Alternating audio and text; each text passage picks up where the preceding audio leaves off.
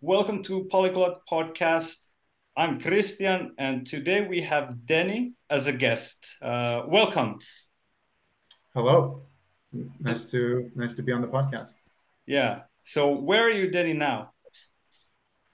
I am in Germany, in Bavaria to be more precise, and I have lived here since the start of the year, so since January, and I came here for work, and so far I've liked it quite a bit, and I've also improved my German quite a lot. I'm sure we can talk about that throughout the podcast. And yeah, I basically live and work here right now. Yeah. What kind of work do you do? I'm a software developer, a web developer more specifically. So I make websites. I already have a couple of my own websites.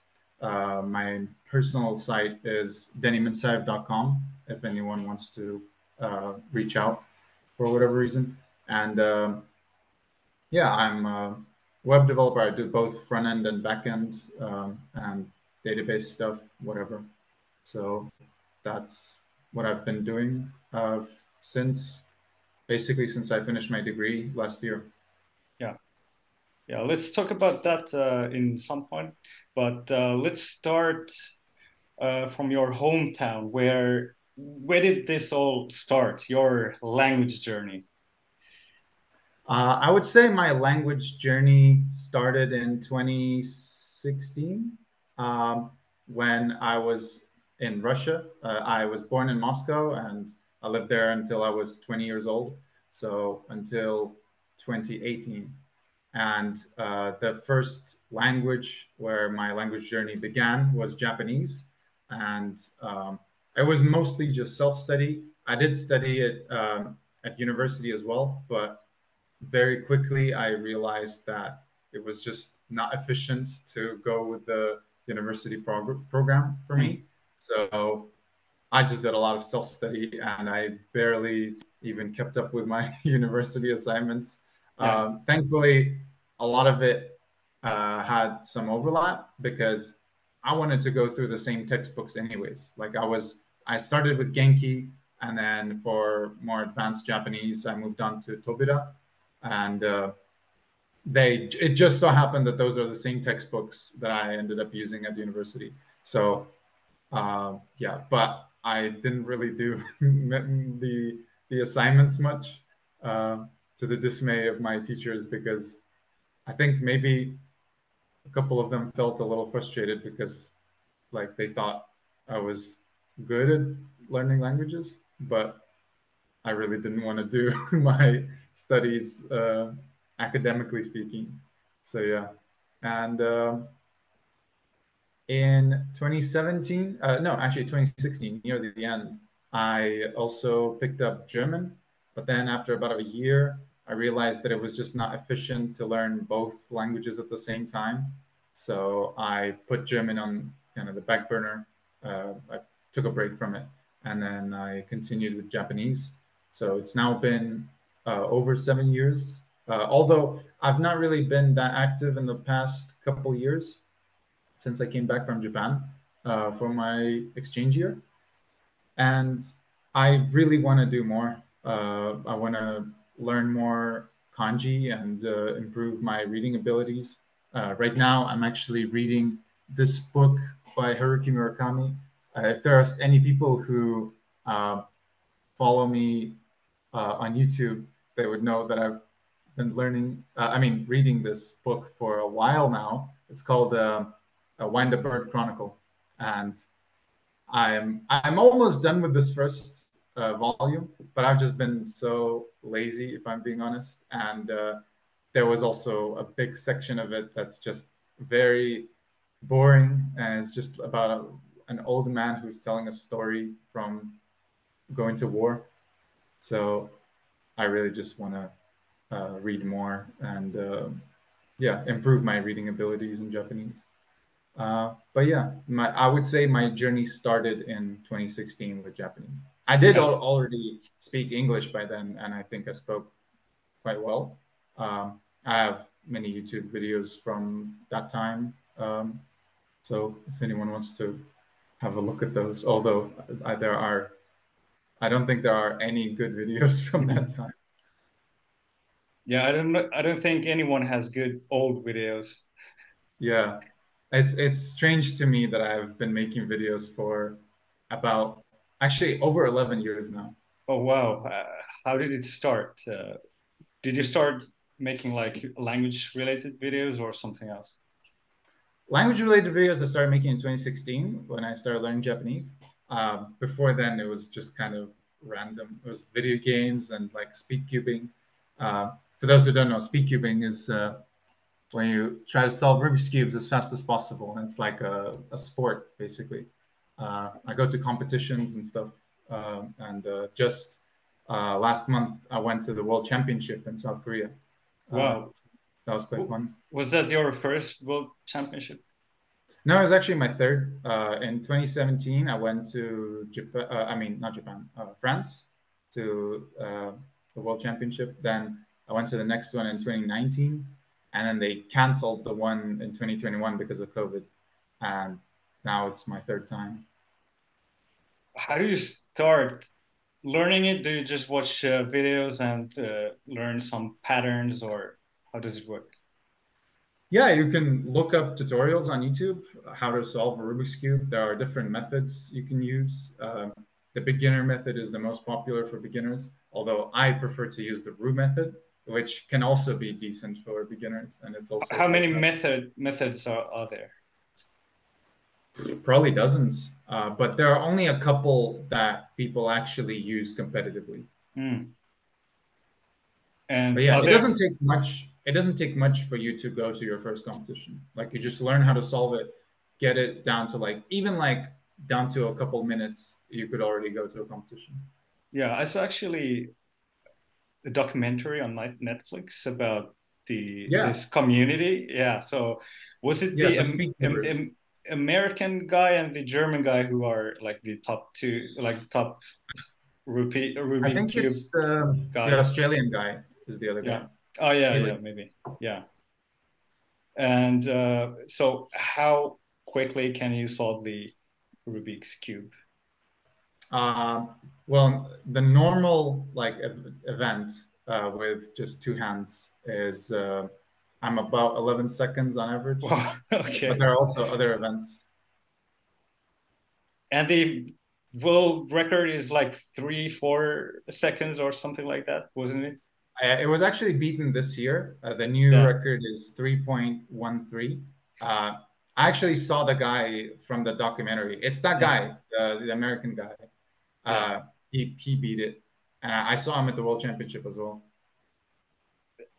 And is that the time? Is it the average of three, like when you three times So that solve one, it, or yeah, the or 3.13, that one is just a single time, but there is an average category as well where you do five solves, and that one the record is 4.48, I think. wow. To bring it slightly closer back to languages, it's going to the World Championship is actually quite good in that regard because you see people from like all over the world. So um, at that competition, I ended up speaking a little bit of four different languages. Like I spoke um Russian to my Russian friends there. I spoke English to most people, obviously. I spoke Japanese to a couple Japanese people I saw there. There were actually a couple speakers who like remembered me from previous times we met at World Championships or when I went to Japan. Um, and that was quite nice. And then, yeah, I spoke a little bit of German to the Germans as well. Yeah. Are there some nations which like dominate, or well, it's not nations but individuals, I think. But what, like, from which Uh, countries come the best speed cubers currently, or There the? are a few that have really good cubers. Mostly, I would say, well, most records are held by U.S. speed cubers, American speed cubers. Mhm. But now we're seeing many up and coming Chinese cubers. Many of them are just kids, like 7, 8, 9 years old. The world record holder is 9 years old. for the Yeah. average. And yeah, it's pretty crazy. They Yeah. they have like actual speedkeeping coaches, people Oh wow. training. Yeah. Yeah, that's crazy. I wanted to ask about the about your Japanese studies. So you showed the book. So it's only in Japanese. Yes, Yeah. I can show a little sneak peek. Yeah. It's quite dense, Yeah. right? Is It's it fairly from dense. up like top to bottom, the Yeah, yeah. So direction? you Yeah. read, hold on. So you read from here, Yeah. going down, and then yeah, right to left. Yeah, yeah, yeah, yeah. So the traditional direction. Yeah, but then if you read the title, then it's just normal. Yeah. So it's interesting that Japanese is kind of mixed. So when you read books or like manga, Yeah. it's the top to bottom, right to left. But if you read just regular everyday text or um, I don't know, like if you're messaging people, whatever, it's left to right. I think that's probably because they've kind of adjusted a bit to the way most of the world writes it. I imagine that's the reason. Yeah, yeah, yeah. But then for their own books, there's no need to change that. So yeah, that stayed the same. Yeah, but I guess your like level on Japanese is quite good so that you can read a book with all hiragana, katakana, kanji. Like, what do you think? How many I kanji do have you to have? use a dictionary still. Yeah, Uh, okay. How so, often do you but need? actually, I've heard that even Japanese people need a dictionary. And I mean, even if I read a Russian book, occasionally I'll encounter, or an English book, I'll encounter words that I don't know, and I Yeah, have to look them up. And I'm the kind of person who, if I'm reading a book, I want to understand every single word. yeah, I don't like to just skim over a word I don't know. Even if it's obvious what it is in context, I don't care. I'll still look it up. yeah. Do you know what your Japanese level was is currently? Like, what's it called? The JLPT? yeah, the levels.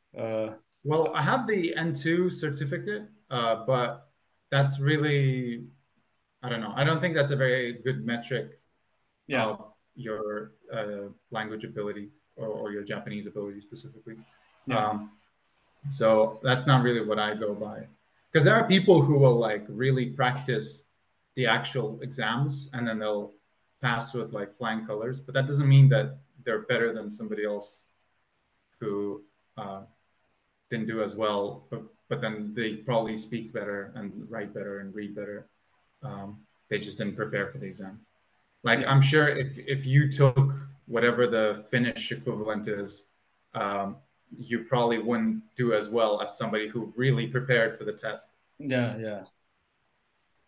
Actually, that reminded me about one thing. What happened with my wife? So she, in Ukraine, she bought. See, she started already in Ukraine to learn Finnish, and Mhm. the only book she was able to find was a really old Finnish book published in 1910.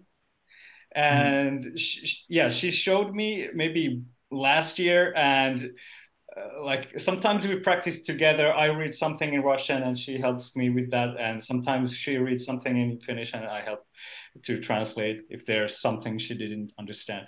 But I was reading that book and I was like the most of the words I didn't understand because it was published 100 years ago. So that I Yeah, actually made a list and asked my mom and even some older people, and they had no idea. Okay, they knew some of those words.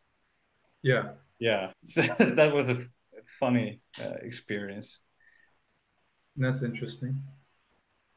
Yeah, Yeah, but I oftentimes these days when I speak Russian to my friends, I oftentimes have to be like, wait, how do you say this in Russian? Like I'm so much more used to speaking English. I use it as like my main kind of language in my day-to-day life. yeah, So like if I'm writing down notes, I'll always write it down in English by default, unless there's a reason for me to write it down in Russian. Um, and yeah, it's very common now for me to have to ask, like, wait, how do you say this in Russian? Yeah, yeah. Do you speak Russian with your family as well? You were from Moscow, or what Yes, was your hometown? I'm from Moscow. My parents are Chechen, so I'm Chechen ethnically. Um, and I since I was a kid, I spoke Chechen and Russian. Um, and we speak Russian with my family, sometimes with a bit of Chechen as well. Uh, and with my friends, of course, yeah, I also speak Russian. Yeah. But So would like you? I hardly consume any Russian content. It's very limited. Um, if anyone in the audience is a Russian speaker, I like to watch Ruslan Osachev's videos. He does pretty good. I would say kind of minimally biased reporting about kind of news and stuff. But like the vast majority of the content that I consume is in English. Yeah. What about Chechen? Is there a lot of content online on social medias in Chechen? I don't know of any. I know that there are Chechen YouTubers. I mean, I am one, but I don't make content in Chechen.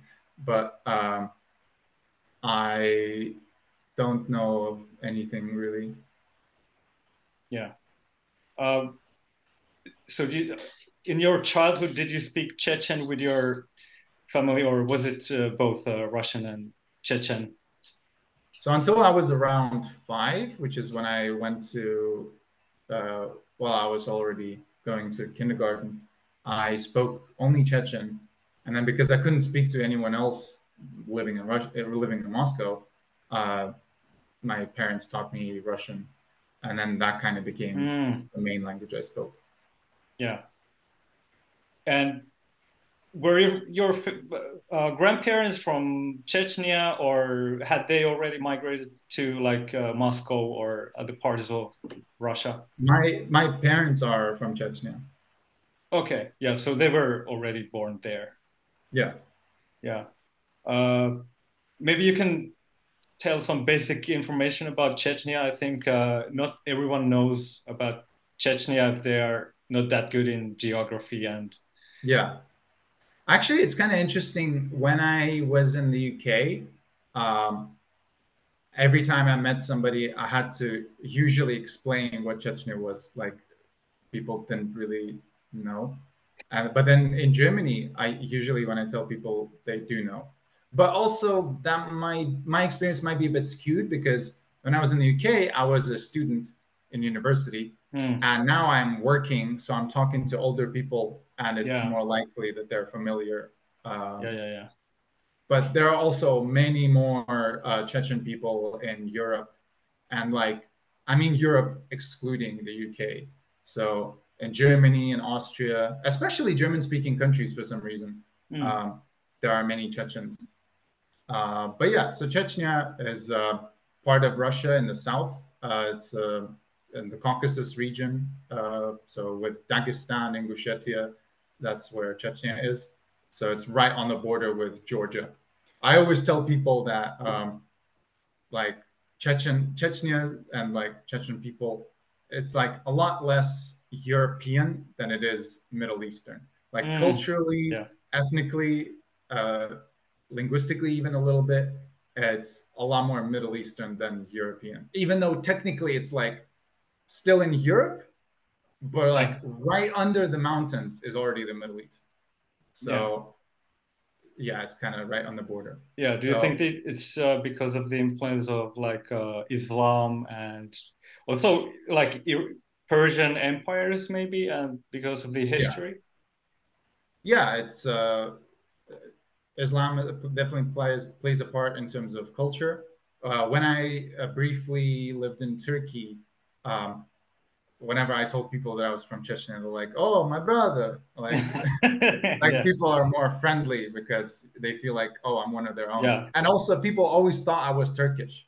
They told yeah. me I looked Turkish and brought me the Turkish menu in restaurants. Oh Uh, wow.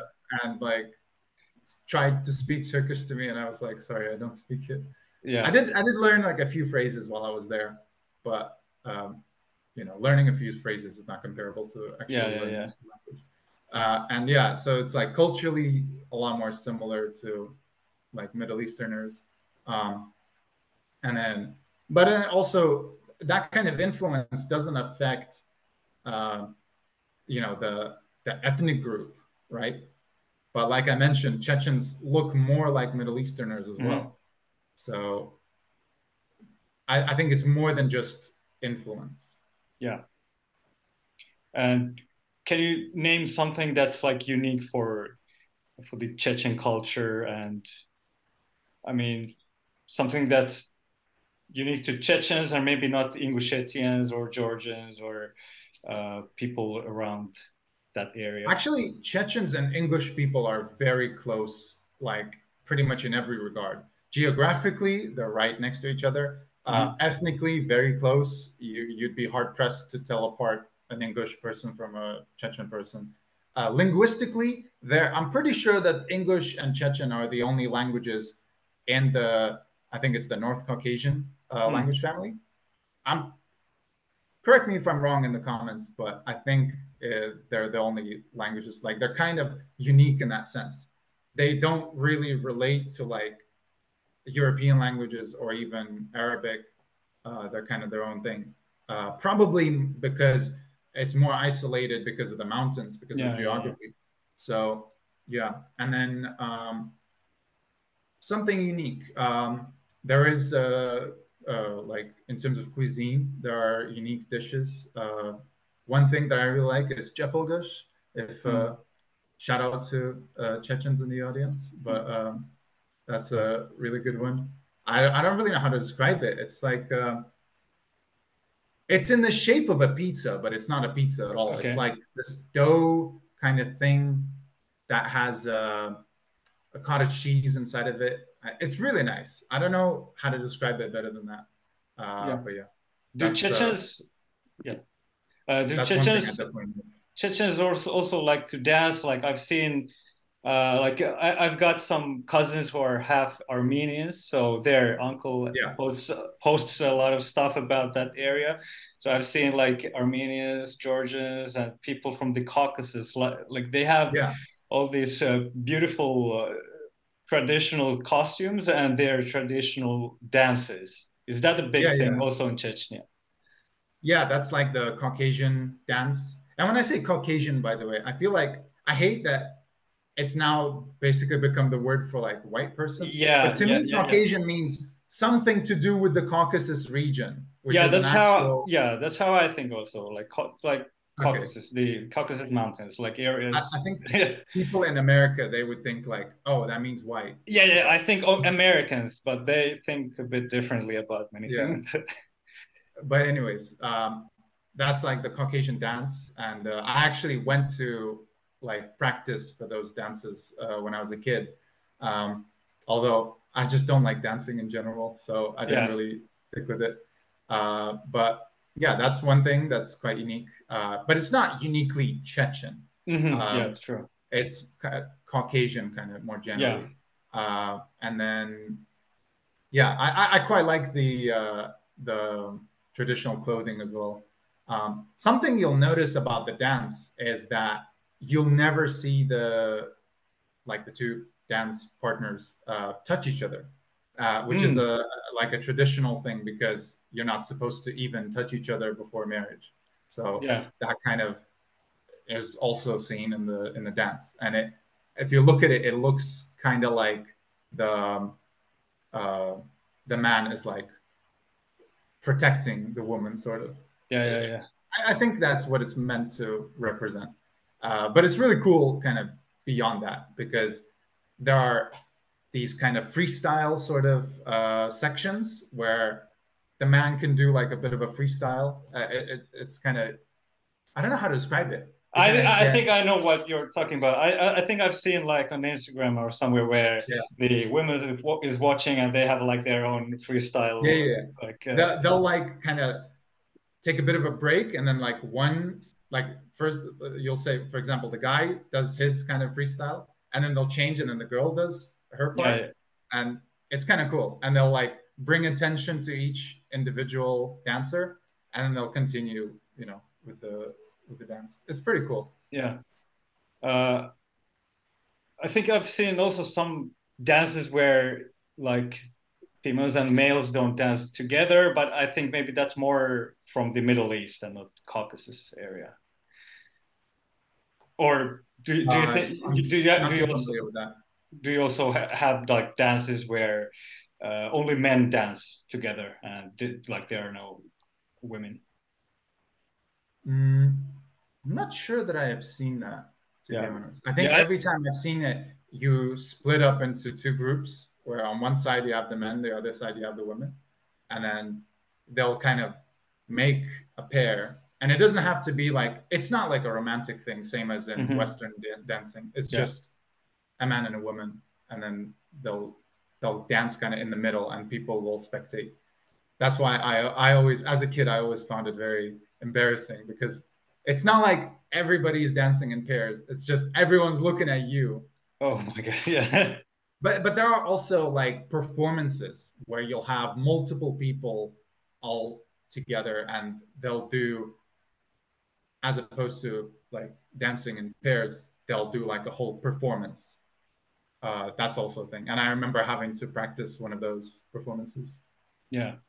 Do you know? I mean, you were not, you didn't grow up in Chechnya, but do you know if it's like mandatory to like dance in the schools? Because I have an example about this from Estonia. So I lived 3 years in Estonia as a child, and Mhm. like you might know, the Baltics have a big like dancing culture, singing and dancing. Mhm. I think they basically sung themselves into independence from the Soviet Union. But yeah, they have in Estonia, I think also in Latvia, Lithuania, but at least in Estonia, they had mandatory dancing classes every Friday. The last 2 hours, we had to dance traditional Estonian folk Oh, wow. dances, and I really don't like dancing, and I really didn't Yeah. like living in Estonia. So I was like, why do I have to dance? So I was thinking, do you know if there are also like mandatory classes? Because I mean, you couldn't skip them. Everyone had to dance the last 2 hours every Friday.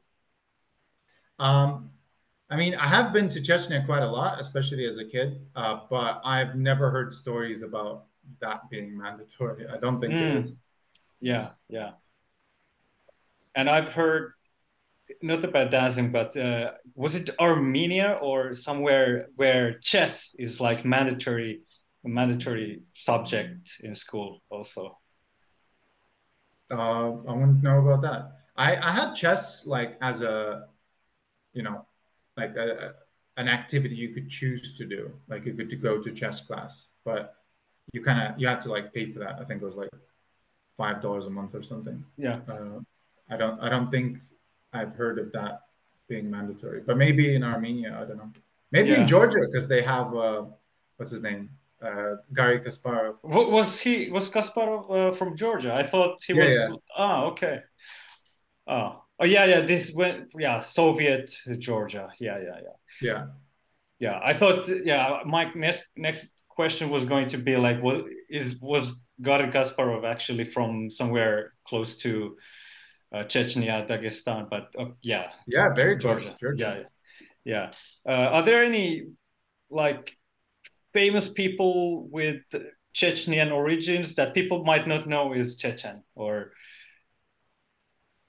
Um, I mean, I wouldn't somebody outside of Chechnya because many people obviously know about the present of Chechnya, but if we're talking about like some sort of like a celebrity outside of Chechnya, I wouldn't know of anyone personally. Um, I know one guy who is from the Caucasus region, who's like a very big musician, like electronic musician in Israel. He was born in the USSR in the Caucasus, uh, in a very like small Jewish community in the mountains. Um, and then he moved to Israel eventually, and he's a very big musician. His like stage name is Asterix, but I don't Okay. know of any Chechens Yeah. personally. Yeah. And how many people speak Chechen? Is it like 5 million? At least I in the would say millions. probably 1 to 2 million. The population Mm. of Chechnya, last time I checked, was around 1 million, and there are also many Chechen refugees from the Chechen wars all around the world. So I imagine probably between 1 and 2 million. Yeah. Yeah. Okay. And in your time growing up in Moscow, when did you start learning English? Was it first grade or? Well, technically, yeah, we had to start learning it from first grade, and I did have a school where I was a little bit more focused on English, and uh, specifically the teacher I had as my English teacher was actually really good. But I think those kinds of things they can only give you a good kind of grammatical and like vocab base to work with. And I will admit that like I got a pretty good kind of base of English, although it took a while. Like I started when I was 7 in first grade, and then I think maybe by the time I was around 12 or 13, I had like a decent kind of ground knowledge, like basic knowledge of English to actually start using it, Mm, which obviously, when you learn a language as an adult, you can get to that level much more quickly. But yeah, and then I think it was around 2011, so I must have been 12 years old when I started using English fairly regularly. Like I started watching YouTube videos in English. Um, yeah. as a kid, I watched a lot of Ray William Johnson, which What's is that? a little, huh? What was that? Ray William Johnson. He used to be a very big YouTuber, and I watched his videos like almost religiously as a kid, and it made not just him, but like watching English speaking YouTube back then. That improved my English so quickly. And it's kind of funny because I just happened to stumble into like the best way to learn a language, which is Yeah. just to listen to it a lot and use it a lot. And if we're talking about use, it was because I started eventually making like my own videos in English. And I also played online video games in English speaking servers. Mm, So I just I just happened to stumble into like the right way to learn a language, which I actually didn't realize for a while. Like when I started learning Japanese in 2016, it's not like I was like, oh yeah, I already learned English, and this is how I did it, and this is how I'm going to learn Japanese. No, yeah. it took me maybe up to a year to Hmm. realize like, okay, so that's what I was doing right with English, and that's what I need to do with Japanese. But the thing is with Japanese, um, because it's so far removed from European languages, Hmm. uh, whereas English is much closer to Russian, uh, even if they're in different language families. Still, they are much more similar. Um, but Japanese is so far removed that to get to that like kind of ground, like basic understanding of the language where you can start properly just using it normally and practicing that way, it takes more time to get to that level. But yeah, that was kind of my journey with English, and then eventually I figured out what I did right and started applying that more to my Japanese learning. Yeah. So you said that after a year you figured out how to learn Japanese.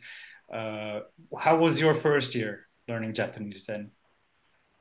Yeah, it was kind of just figuring out how to learn languages in general. I was watching a lot of uh, YouTube videos a lot about language learning, and I I listened to podcasts like in Japanese, well, partially in Japanese and then partially talking about the language and explaining the grammar. Uh, I I yeah. watched some grammar YouTube videos as well where they broke it down. But I didn't have a book for like the first 9 months. And then I realized, okay, I really need a more structured approach because the grammar is really tripping me up. So I bought Genki 1. Um, and then that was also around the same time I changed my degree after the first semester of university to East Asian Studies with Japanese as my language of choice. Um, Hmm. and I um, I ended up also being lucky that they also used Genki One there. So yeah, I kind of just kept going with that. And then besides the textbook, I was just trying to speak a lot. I actually did a thing for a while where I was trying to speak to a Japanese person every day, and I Yeah. had it like all planned out. Like I would make kind of plans to Yeah. have a chat with my friends, and like I had multiple different people I would talk to, Wait, and what was this online or like online. in Moscow? Oh, yeah, yeah. Online. There were a couple times I met. They were like Japanese exchange students in my university, and I'm actually um, friends with one of them now. And yeah, I kind of spoke to them a couple times, but mostly it was online. So yeah, I was just trying to get practice as much as I could. Although at that point, I hadn't yet gotten to the point where I was trying to like consume Japanese content. Like Mm. I mean, I was like with subtitles. If we're talking about like watching anime but with English subtitles, but that is very different because you end up relying on the subtitles quite a lot, and you have to really make an active effort to listen beyond just reading the subtitles. So there was that, and then yeah, basically I was just trying to do a bunch of practice. But it's just strange now looking back at it because most of the practice I was getting was speaking practice, which if you listen to any of the like language immersion kind of advocates, they'll say like, oh, don't do that, don't do that. You don't want to Mm. speak the language until you actually understand it well. But I don't really believe in that. But I also think that I was too far in the other direction. Although that Yeah. was like a couple of years before I even discovered the immersion approach to learning languages. So yeah, I was just doing a lot of speaking, and as a result, my speaking got really good. At least Yeah. I would say it was. And how did you find all those people online? I mean, at that time, tandem.com, HelloTalk didn't exist, I think. I met a couple people on italki, and then I played some video games online trying to find like Japanese speaking servers. And I did discover a couple acquaintances that way. Um, and then, yeah, just a couple random people I also met online or in person that I kept in touch with. Yeah. There was even a language like exchange club at the Moscow State University that I went to a few times. Um, yeah, so there were ways that I was able to find, but if you just try to find like a Japanese person kind of like in the wild in Yeah. Moscow, and I mean not even now, I'm talking about like Mm. even back then Yeah. before the war or before COVID, um, that was not easy. I've met Japanese people in Moscow randomly, I think twice ever. Okay. One of those times was during the FIFA World Cup, so it was Yeah. also not surprising because Yeah. Yeah. Yeah. more foreigners, right? Uh, and the other time was just purely random. Oh wait, no, three times. There was another time I saw a couple of Japanese women in a McDonald's, and I was like, wait, are they speaking Japanese? And they were. That's surprising because I thought in Moscow, in such a big city, there would be much more Japanese tourists. I imagine probably if I was the kind of person who hangs around like in the center of the city and like Mm. goes out a lot, Yeah. probably yes, but I'm not really like that. Like I really like hanging out with my friends, Yeah. but I am not the kind of person who will. just go out a lot and just Yeah, yeah, yeah, randomly meet people. yeah. Like Wouter, the famous Polyglot. I guess you know Wouter, the Dutch guy who's like, No? okay, he's a YouTuber and a polyglot who lives in like he's Dutch. He lives in Amsterdam, and yeah, he has done for years these interviews on the streets of Amsterdam.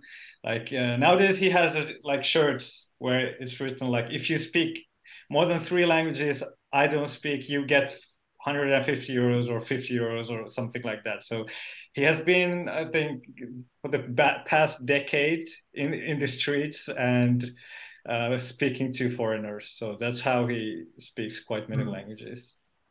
I mean, three is a pretty high cutoff point if you're saying more than three, because it's already rare to encounter a person who speaks four or more languages. I mean, that's the that was in his recent videos. He had before like one, but I guess Oh, after losing 50 euros many times, well, no, I think he earns quite well nowadays. But yeah, I think quite many people already were able to speak one language that he wasn't able to. So I think that's why he changed to three.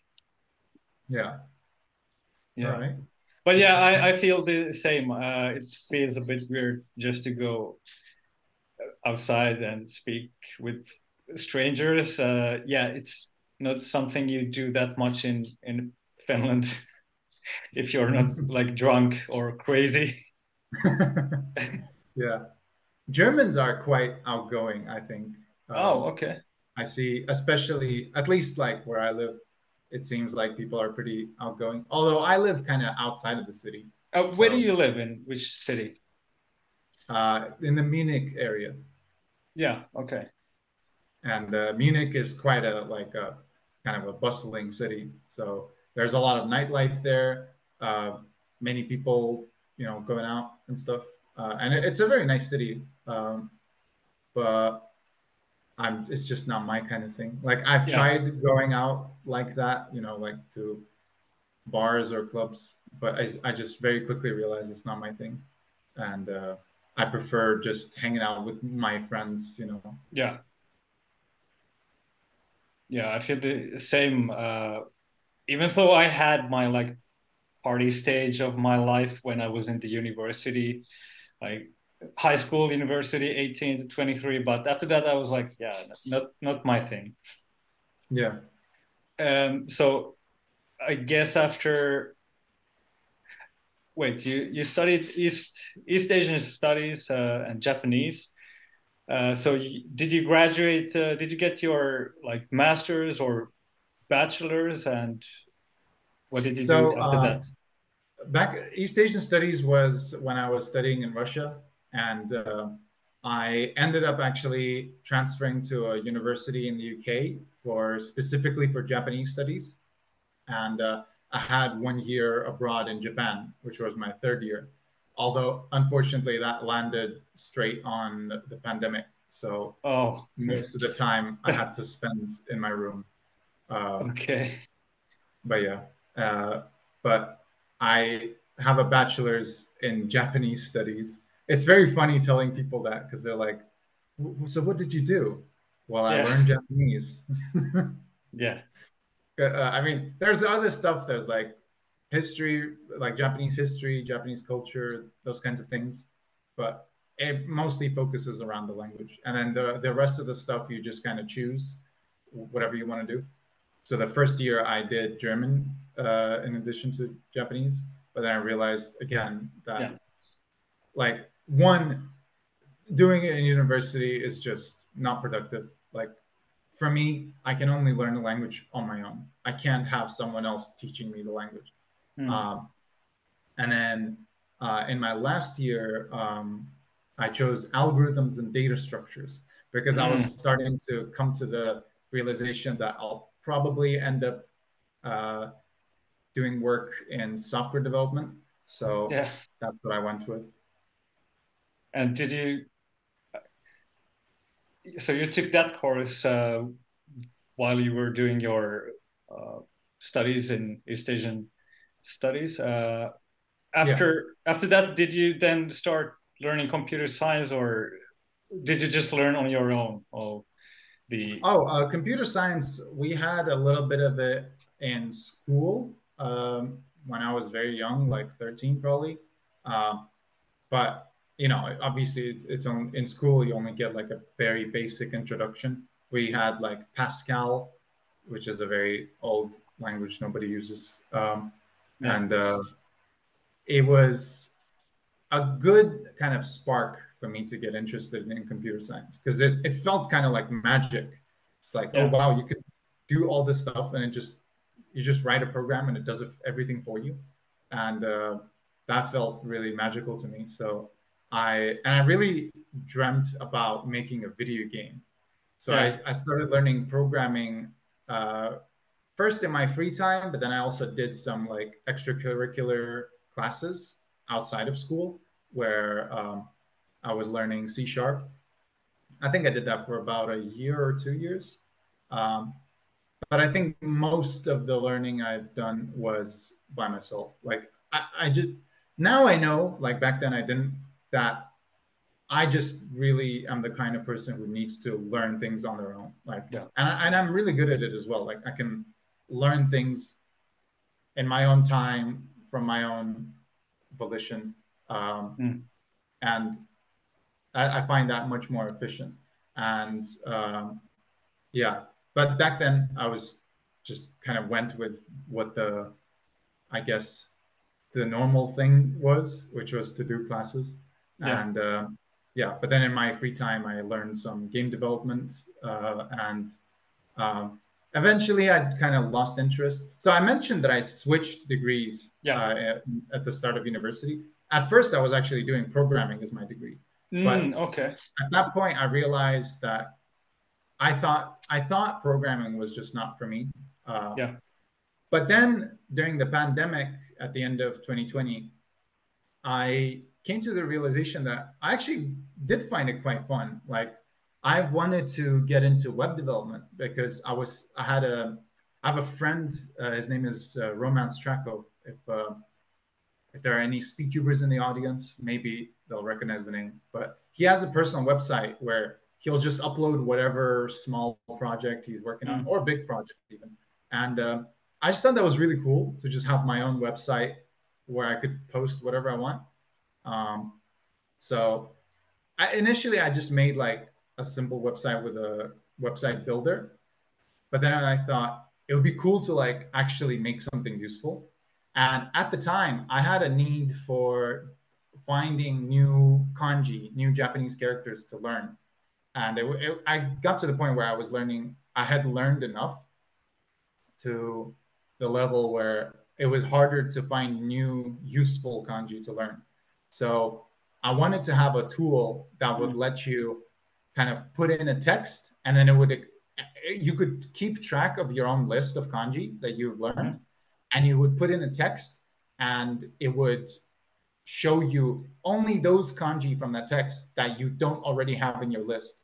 And it would mm, show you like all the details about them, like how often they're used in newspapers, how often they come up in the text you pasted in. So one thing you can do is you can like put in a book. I thought this would be cool. Like you just yeah, put in a book and then get like a bunch of statistics about the characters used in that book.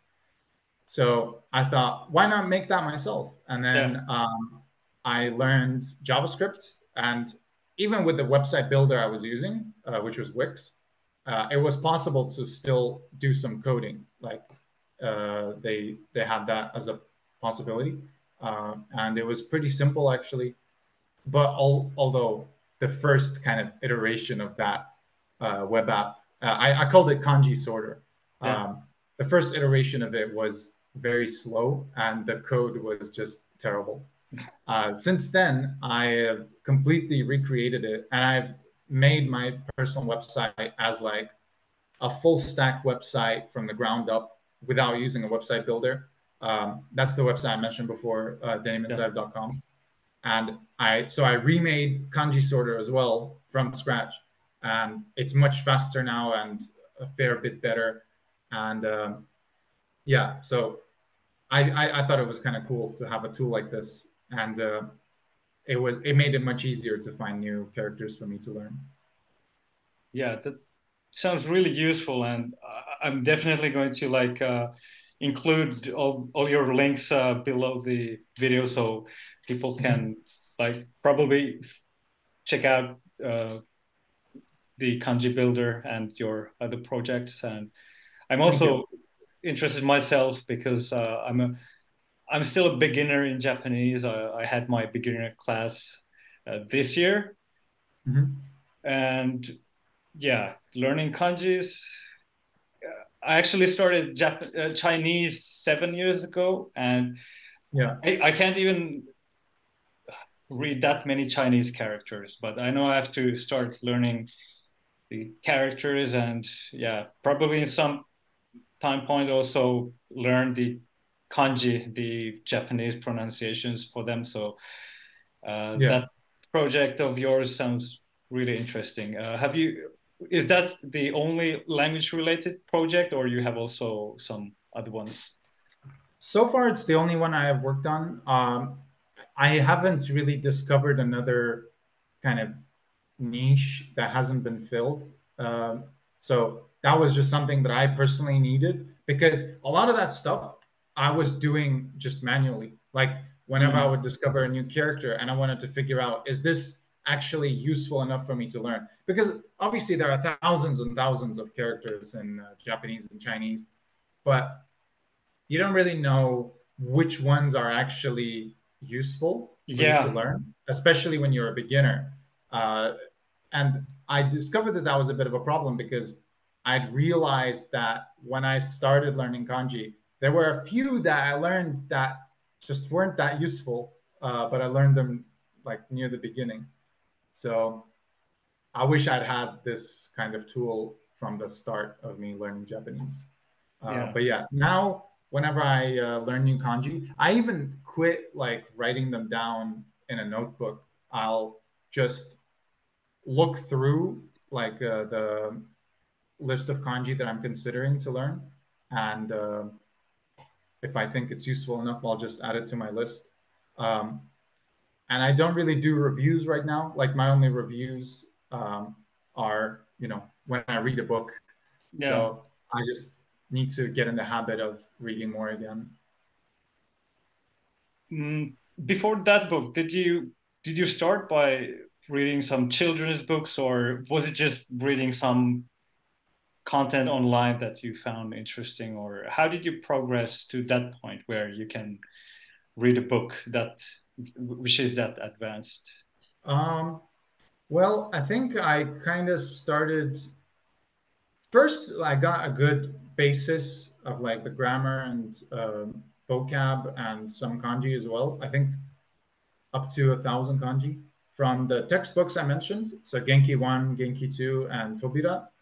Um, Tobira, I don't think you have to learn to go through to learn Japanese, but I think it is good for like advanced grammar. Although you don't need to like learn everything in it because there are certain grammar points in there that you actually don't encounter that much in day-to-day life. Um, and then from there, I tried reading manga at some point. There is actually one manga that I read fully. It's called Orange, and that one is more on the accessible side in terms of like difficulty. It has furigana for everything, I'm pretty sure, and uh, the language is a fair bit simpler. But then there are other manga I've read, like Death Note, that are quite challenging. Like Mm, I imagine even a Japanese person would struggle a little bit with a manga like that. mm, Um, then, yeah, at a certain point, I decided to try my hand at reading a Japanese book. And actually, when I started this book, I think it was back in 2020 at this point. Uh, that I thought that it was too early, like it was too difficult. So I took a break with it. I did read a couple pages like on and off, but yeah. it wasn't really my main thing. And that was when I started that manga because I thought that would be easier. So then I read through all of that. And yeah, I don't really remember.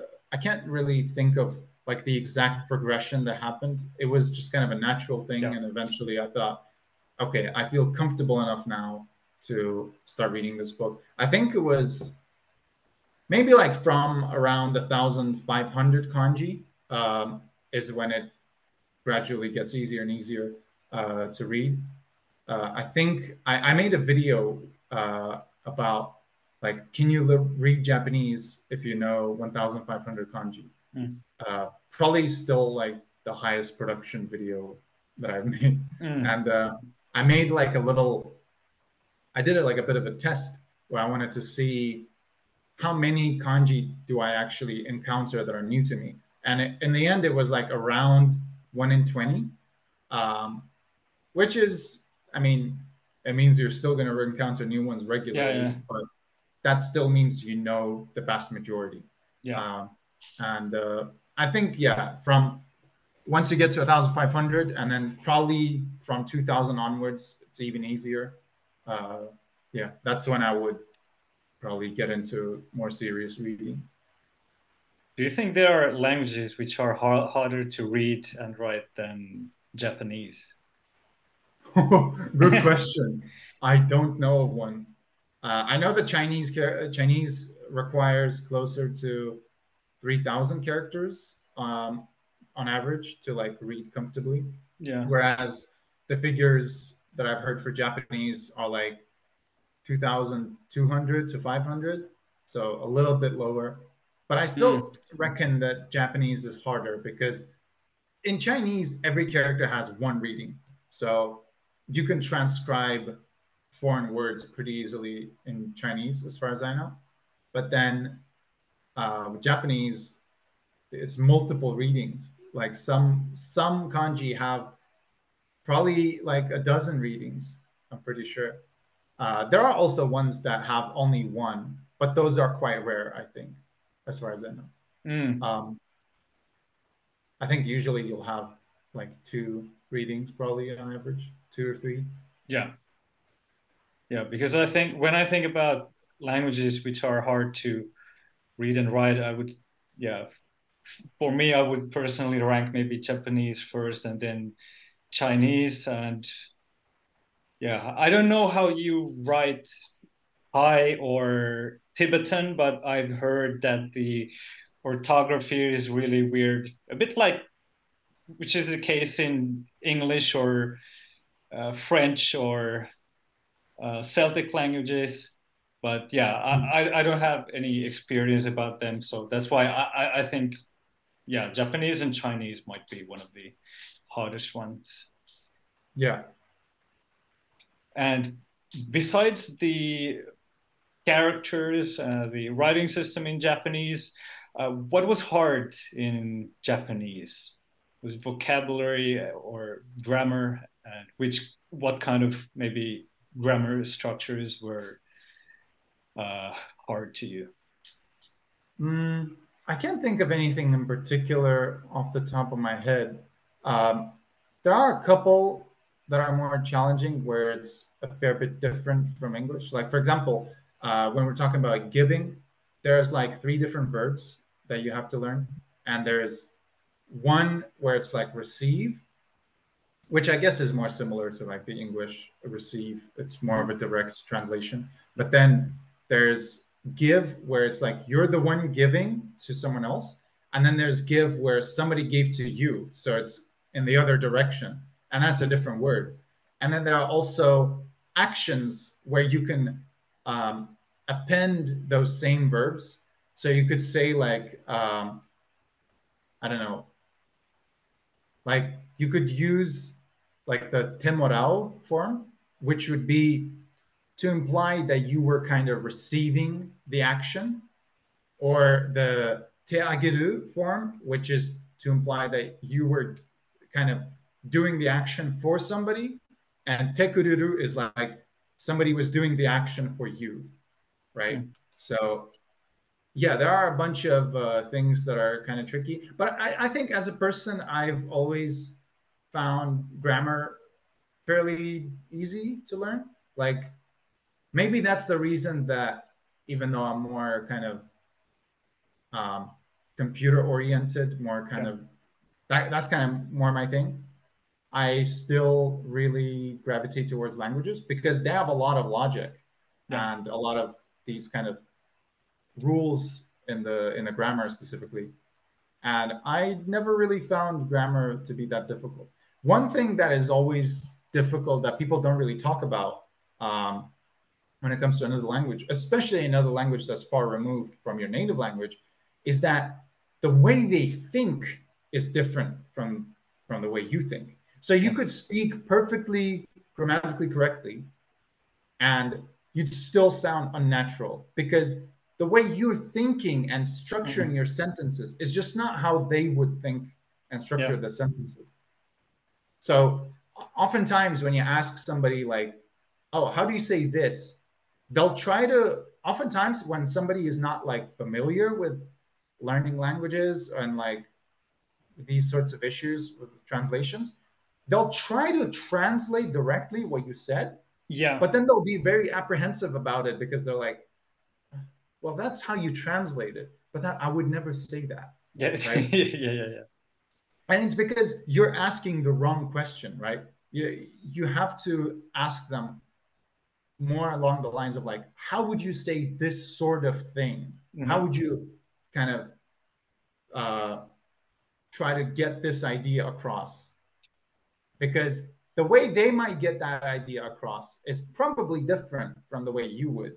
So, yeah. Yeah. Yeah. I agree. I think it's also natural that when you don't know a certain structure, you would then adopt the logic of your native language. Like I Yeah. also do it myself sometimes, even though I know a few languages, and also my wife sometimes.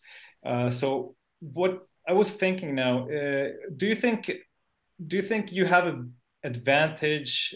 I mean, you're basically bilingual, like a native speaker of Chechen and Russian, which are two really different languages. Is Chechen an agglutinative language? Trying to think.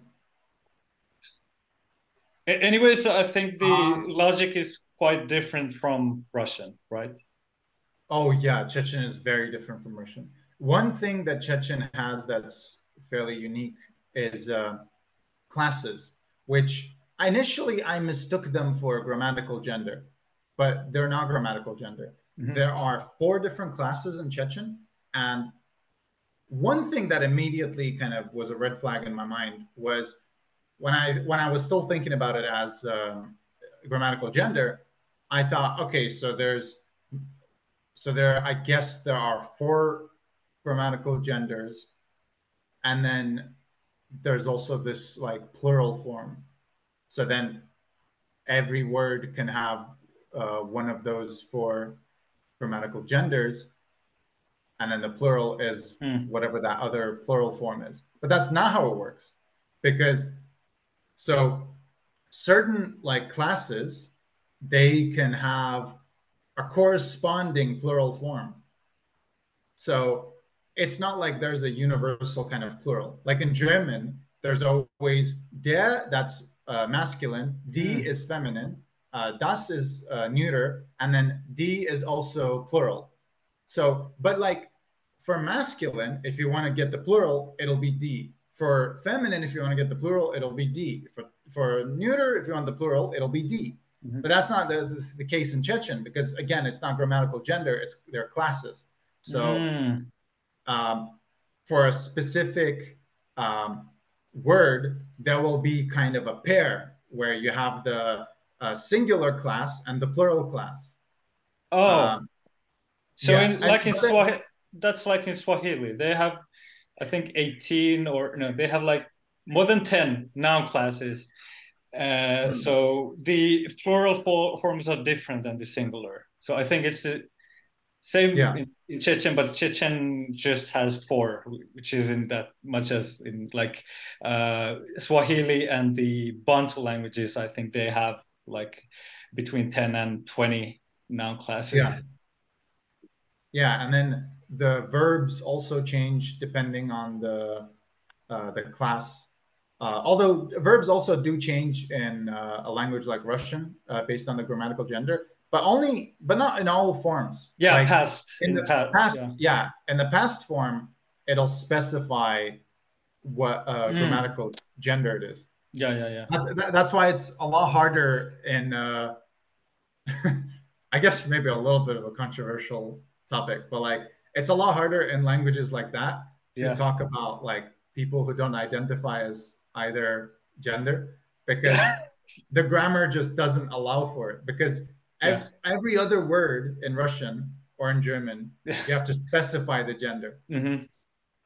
Um, in German, they also have this interesting thing where so they have grammatical gender and they have definite articles, or like articles in general. So then they'll sometimes use instead of the pronoun, they'll use the definite article gendered with the gender of the person or thing they're talking about. So I this really like caught me off guard the first time I heard it when I came to Germany. But like they'll be talking about like let's say I don't know we're talking about Melanie, and Melanie was doing this, and then you want to continue talk about her, but like you don't want to keep repeating her name all the time. So then Mm. you say the said this, but then the has Mm. like the feminine form of the, which is D. Mm. So that is quite interesting. That I thought it was interesting in German. Um, but yeah, but in Chechen, it's not about grammatical gender. So the classes also do apply for people, and there's a masculine kind of class and a feminine class. Are they But in the when you same talk, class or they are in different classes, feminine and masculine, or like male and female people, or how? so masculine would be vu in Chechen, then feminine would be you, and then when you talk about the classes, so like nouns, right? They can have one of four, which is also vous, you, and then two more, which are bu and du.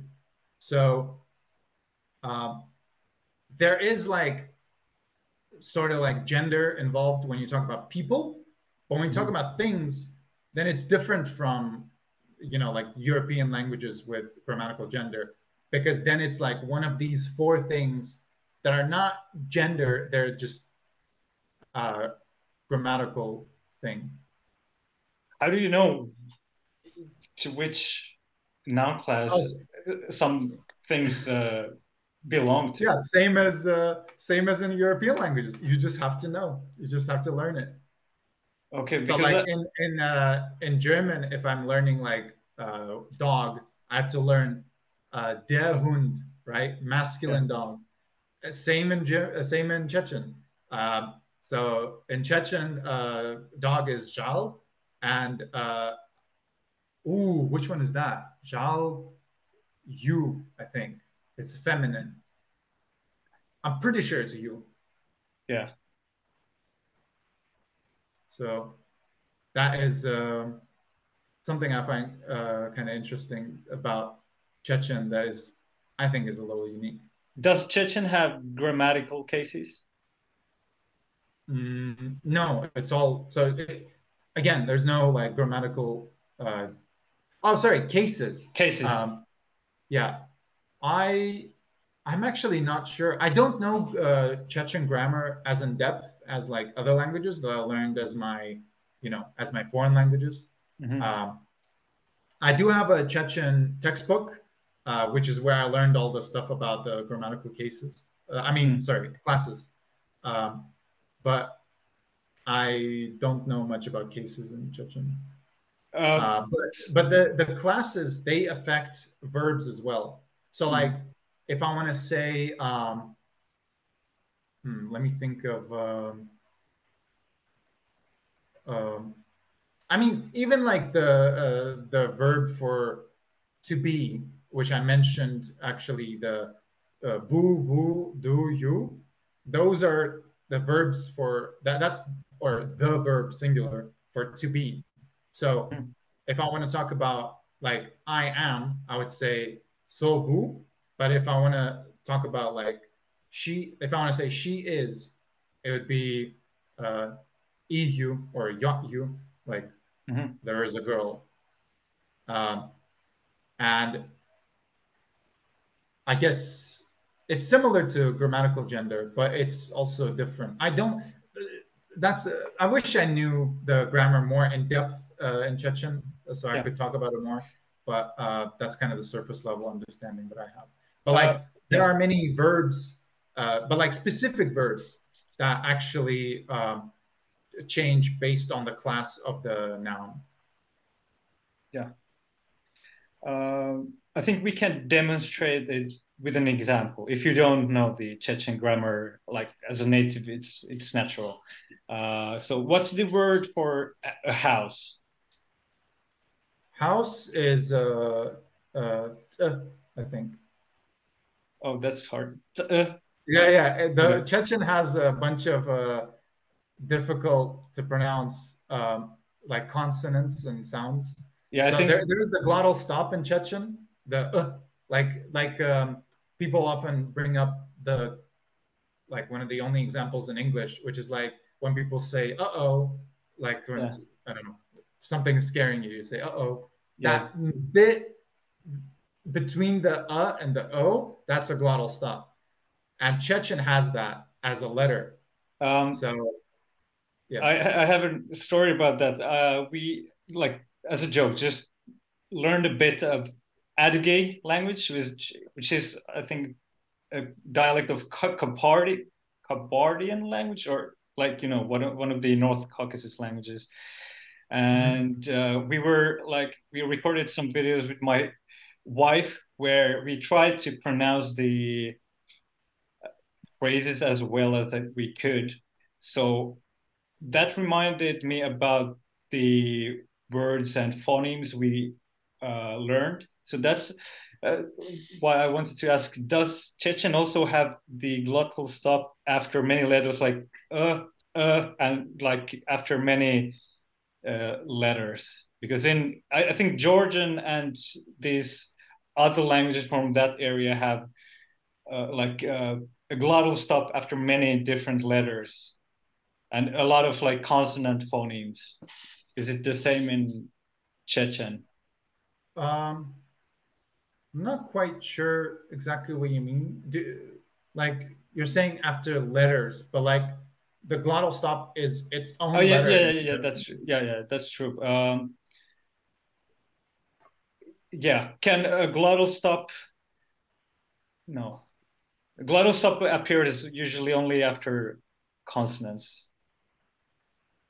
Um, well, there are words that start with the glottal stop, like Oh, arj, okay, that is apple. yeah.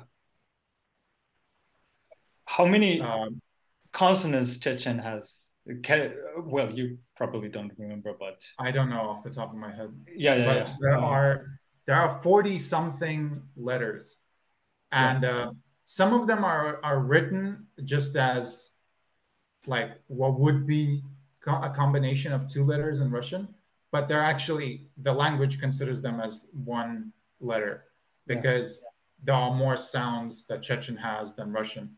yeah, It's just during Stalin times, the Soviet Union enforced the use of the Cyrillic alphabet hmm, in this, yeah, in the country. So Chechen changed to using that. yeah, Chechen is kind of interesting because it's used the Arabic script, it's used the Latin script, it's used the Cyrillic script. It's been all over the place in yeah. terms of writing. No, now actually remember why I said that.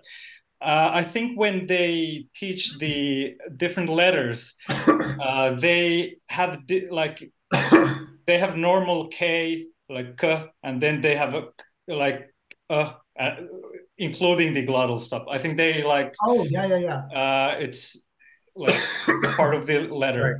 Although yeah, glottal stop is like what its own phoneme.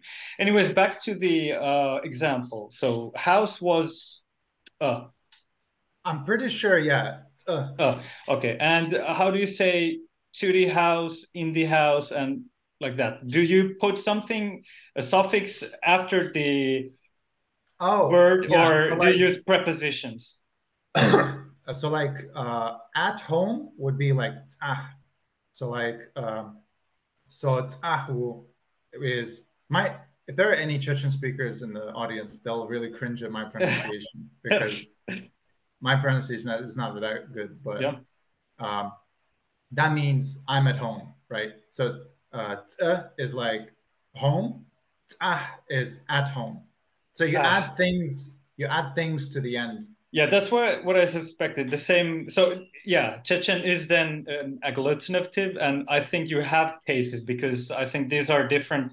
In Finnish, house is talo, and in the house is talossa, and this is an inessive case, which is one of the locative cases. We have, I think, six different locative cases in Finnish. In total, we have 15. Like when you say on the house, in the house, at the house, by the house, into the house, from the house. We have Yeah, like 15 different. yeah, yeah. Russian only has six, and then there's also kind of a disputed seventh that it used to be like a proper case, but has gone out of use. But then there are technically still some areas where we do still use it. Uh, but yeah, there are six in Russian. Yeah. I thought Finnish had 18. No, no, no. I think Hungarian has 18 and Komi has more than no, Hungarian I think has more than 20. It depends on how you classify. I don't know any Hungarian, so I don't know. But I think Hungarian has, depending on how you count, 28 or I don't know, more than 20. Komi language has, I think, Do you mean 18. the Or Do you mean the language of the Republic of Komi in Russian in yeah, Russia? yeah. I have had guests from Komi Republic and Mariel Republic both. I actually have a friend from there. Oh, okay. Yeah, we spoke also about those languages and compared which similarities we have like between Finnish and those languages. Yeah.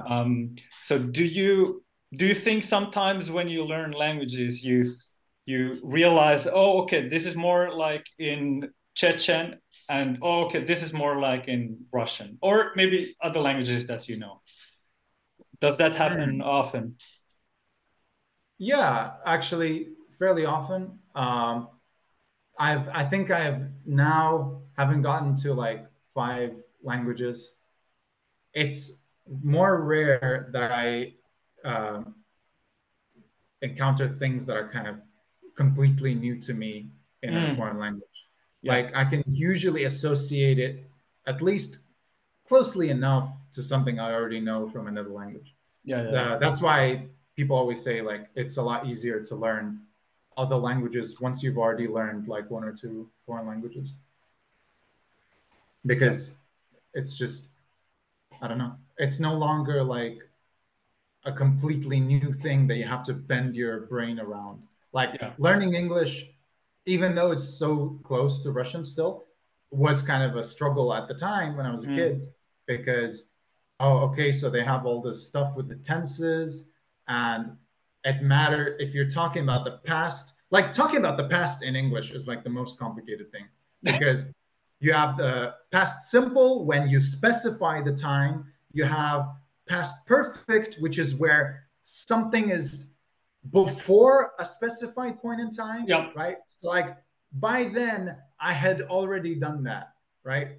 That's when you use the past perfect. And then there's the present perfect, which is like I have done, right? But it's unspecified when. yeah. So that was all quite tricky to me at the time. But now it's obviously fairly standard to me. It's the same for my wife, who's a like Russian speaking Ukrainian. In Finnish, we Yeah. have also the same as in English. We have also like imperfect, perfect, uh, the other perfect, perfect, something like that. Yeah. And yeah, sometimes she uses them in Finnish in a bit awkward way. I Mm. think, no, no, no, it's like this, but Yeah. I understand because Russian has only present, past, and future. Well, the Well, kind, Russian yeah. also has the what's it called? It's like I think it's the perfective. It's basically Ah, there the are two different aspect. Yeah, kinds of yeah, yeah. verbs. That, but that's not about the time. It's like Yeah, yeah. aspect, the aspect, the perfective Aspect. and imperfective. Yeah, yeah, Yeah, yeah. So it's like Dillo is imperfective. It's just yeah. like I was doing, Hmm. but like Dillo is like I did, right?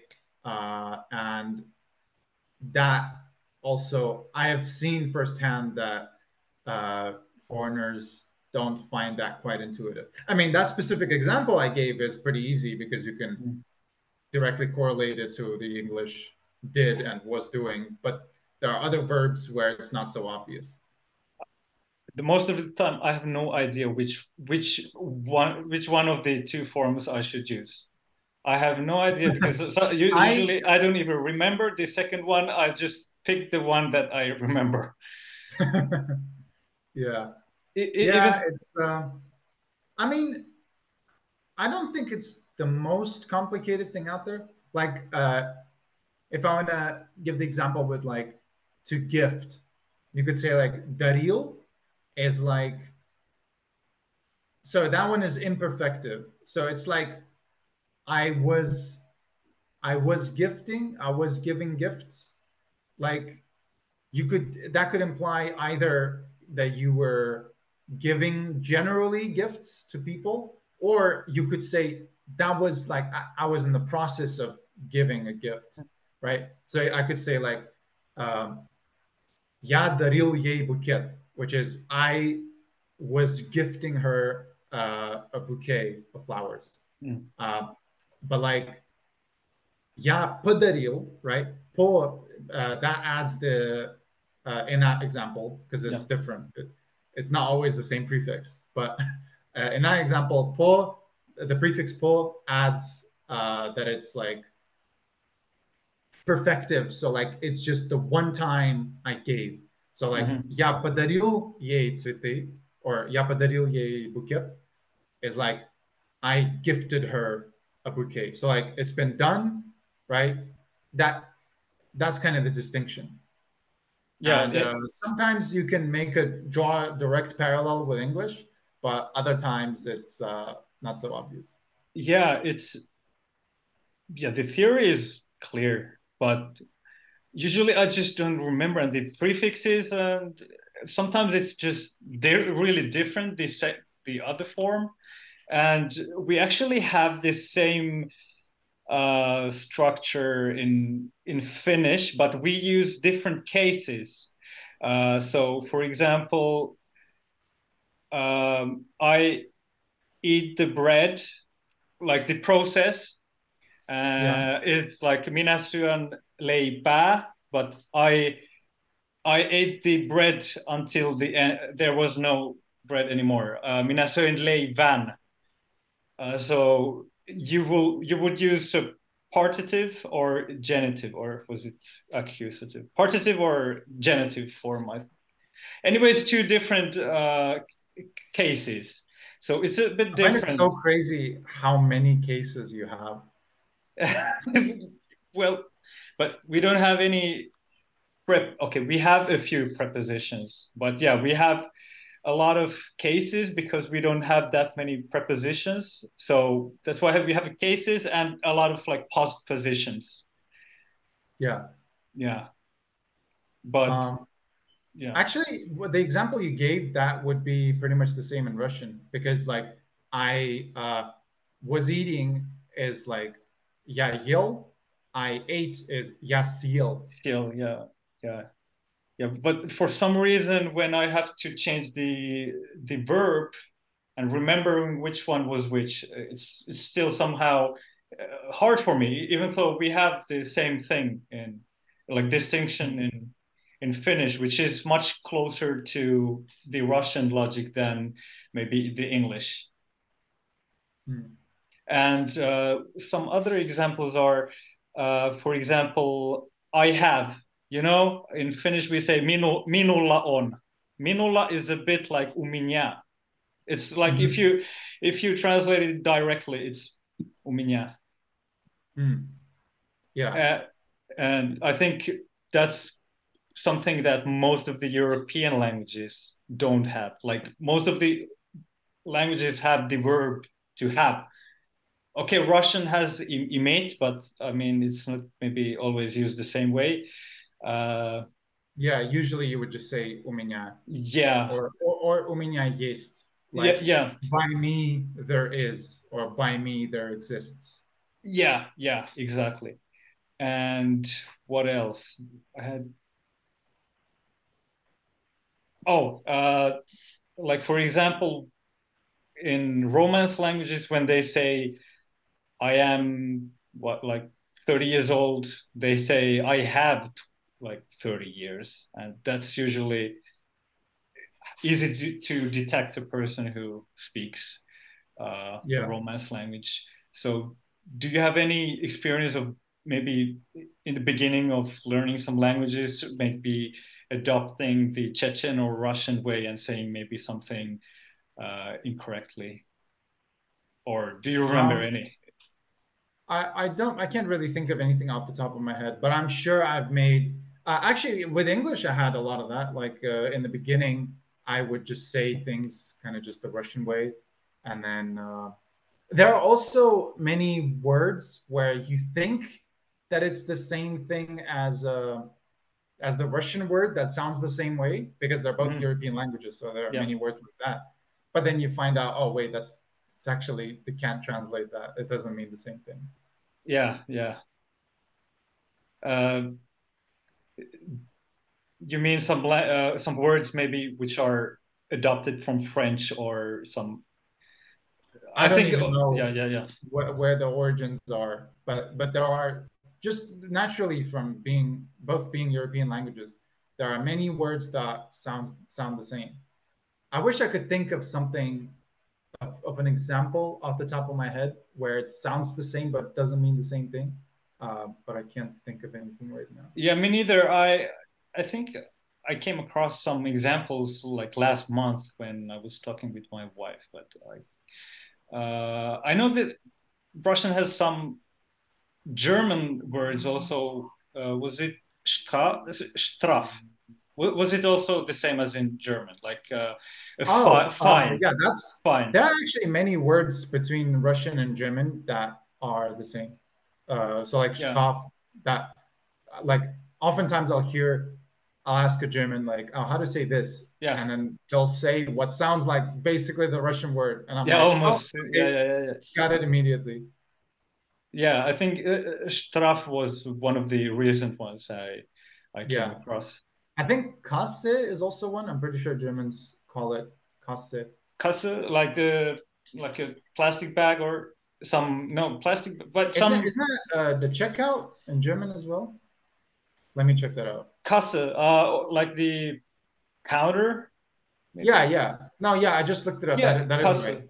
Yeah, Kasse, that's the checkout. And in yeah. Okay. Russian, kassa with an A at the end. It's in Finnish. It's kassa. Oh yeah. I'm sure But Finnish and Russian are even closer. yeah, I think that might be actually from Russian because there are a lot of words in Finnish which have entered the language from Russian, Hmm. but I think mostly from Swedish and in the past decades, of course, English. How is it in Chechen? Because I think Russian has borrowed a lot of words from. No, has Russian borrowed a lot of like technology related words and a lot of words from English in recent times. Has Russian borrowed any? Yeah, from English or other Yeah, languages. yeah, most certainly.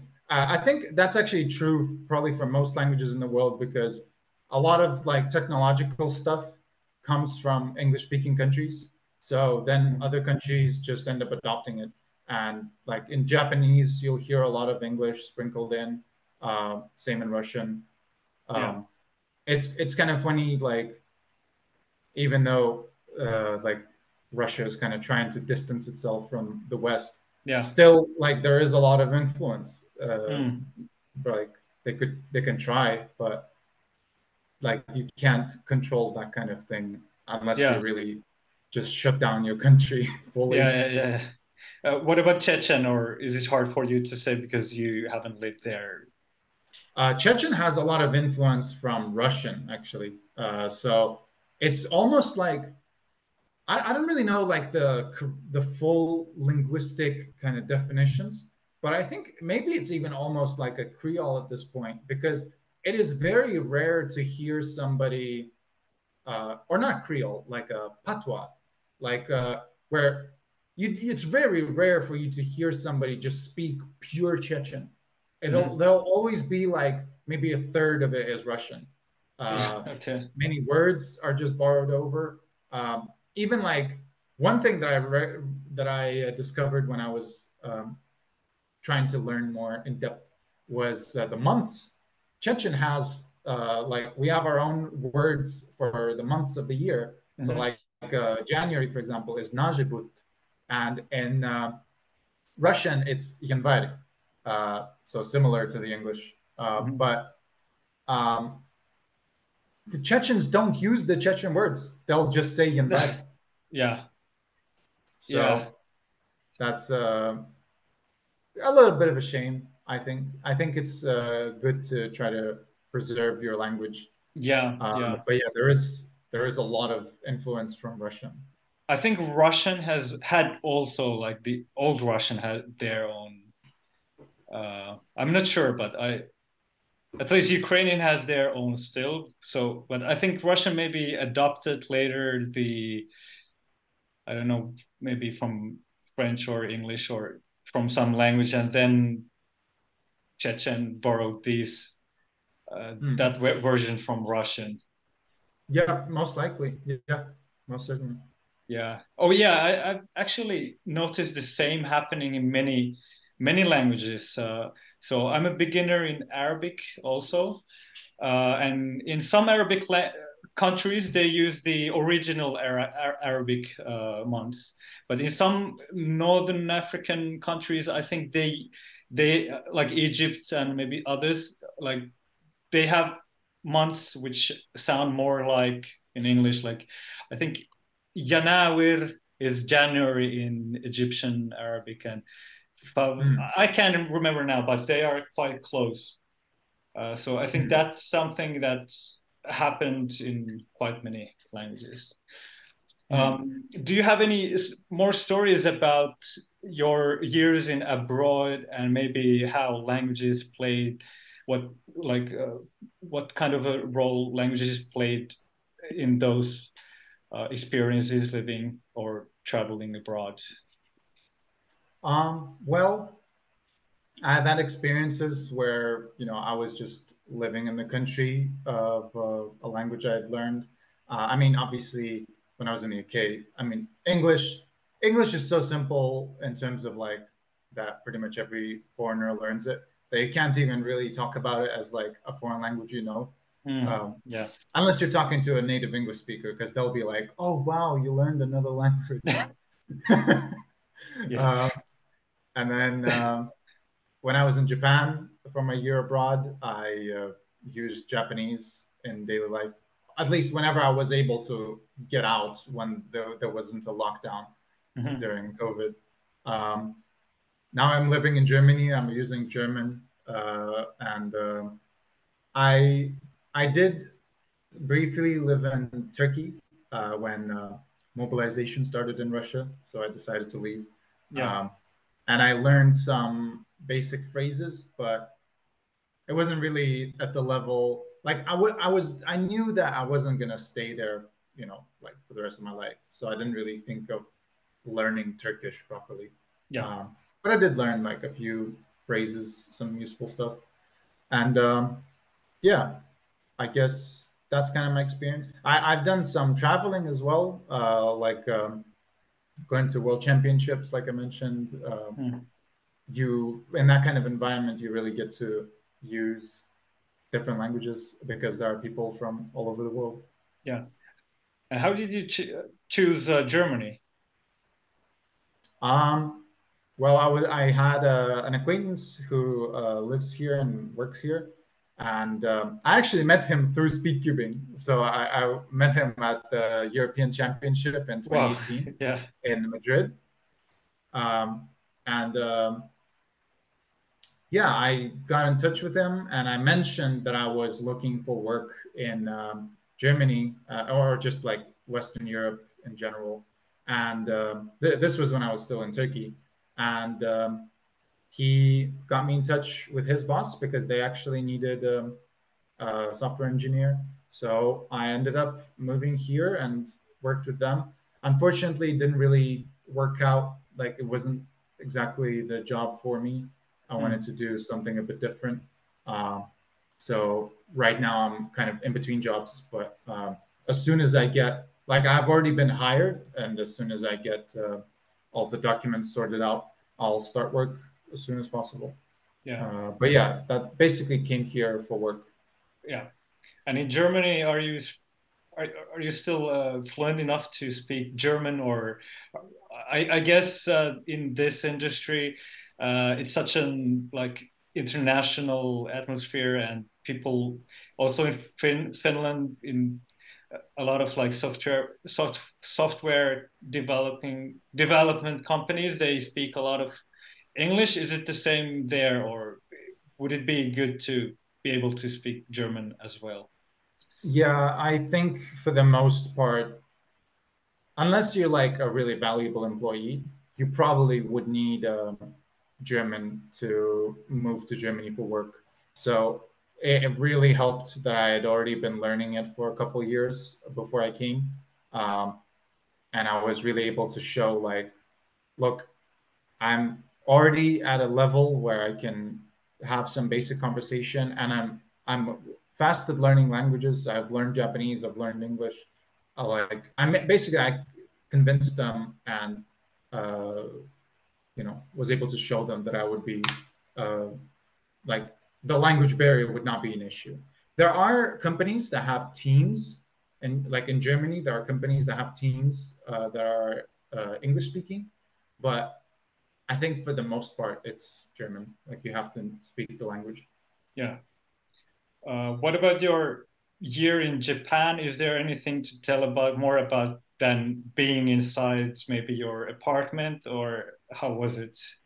Um, well, I did go on a few trips. I went to Okinawa. I went to Oita on Kyushu Island. Um, I visited a bunch of places in Tokyo and in the kind of Tokyo area. Um, And then I also went hiking a couple times. That was very Mm. nice. I really like Japanese nature. Um, Also, actually, if we're talking about nature in Turkey, it was also really nice. Like the mountains in Turkey are really beautiful.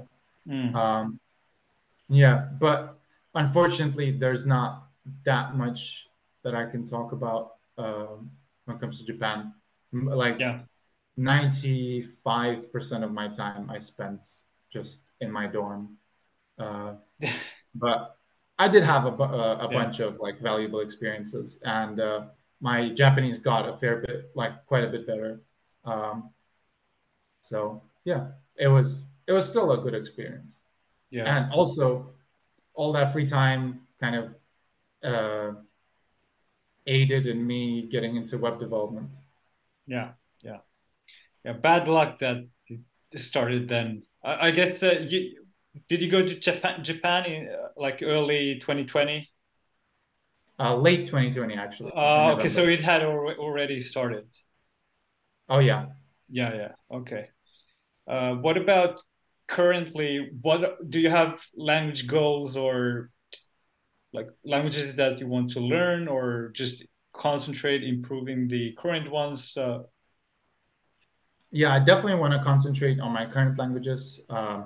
I want to read more Japanese. I want to finish my German textbook that I started actually back in 2016 when I started learning Wow. German. Yeah. Uh, Okay. but since I took such a long break, I didn't use it at all in that time. But then since getting back into it within the past couple of years, well, actually exactly a year ago, I got back into German, like in August of last year. I got back into it, and yeah, I since then uh, I've gone through many more chapters and learned a lot more grammar. But I just want to finish it and be done with it. Yeah, yeah. Before the final section that I have in mind, do you have anything that we haven't talked about, or questions to me, or anything? Yeah, I'm actually curious. You mentioned a bunch of different languages that you've had experience with, and I'm Yeah. just curious, like, what are all of the languages you've had experience with, and to what level? Oh wow, that would be an entire 5 hour, 6 hour video if I. But yeah, to summarize it, uh, Finnish is my mother tongue and the only language I spoke until the age of 6. Then I lived 1 year in England, learned English. Then 3 years in Estonia, so I speak Estonian. I actually forgot almost all all of my Estonian in 5 years, but then I started relearning it, and now I'm quite Hmm. fluent. Uh, Wait, you lived then there for how many years again? 3 years, 3 years. yeah, 97 to 2000. So I did my first three great classes in Estonia in Estonian language actually. Hmm. Then in Estonia we watched only German TV channels, so I learned German.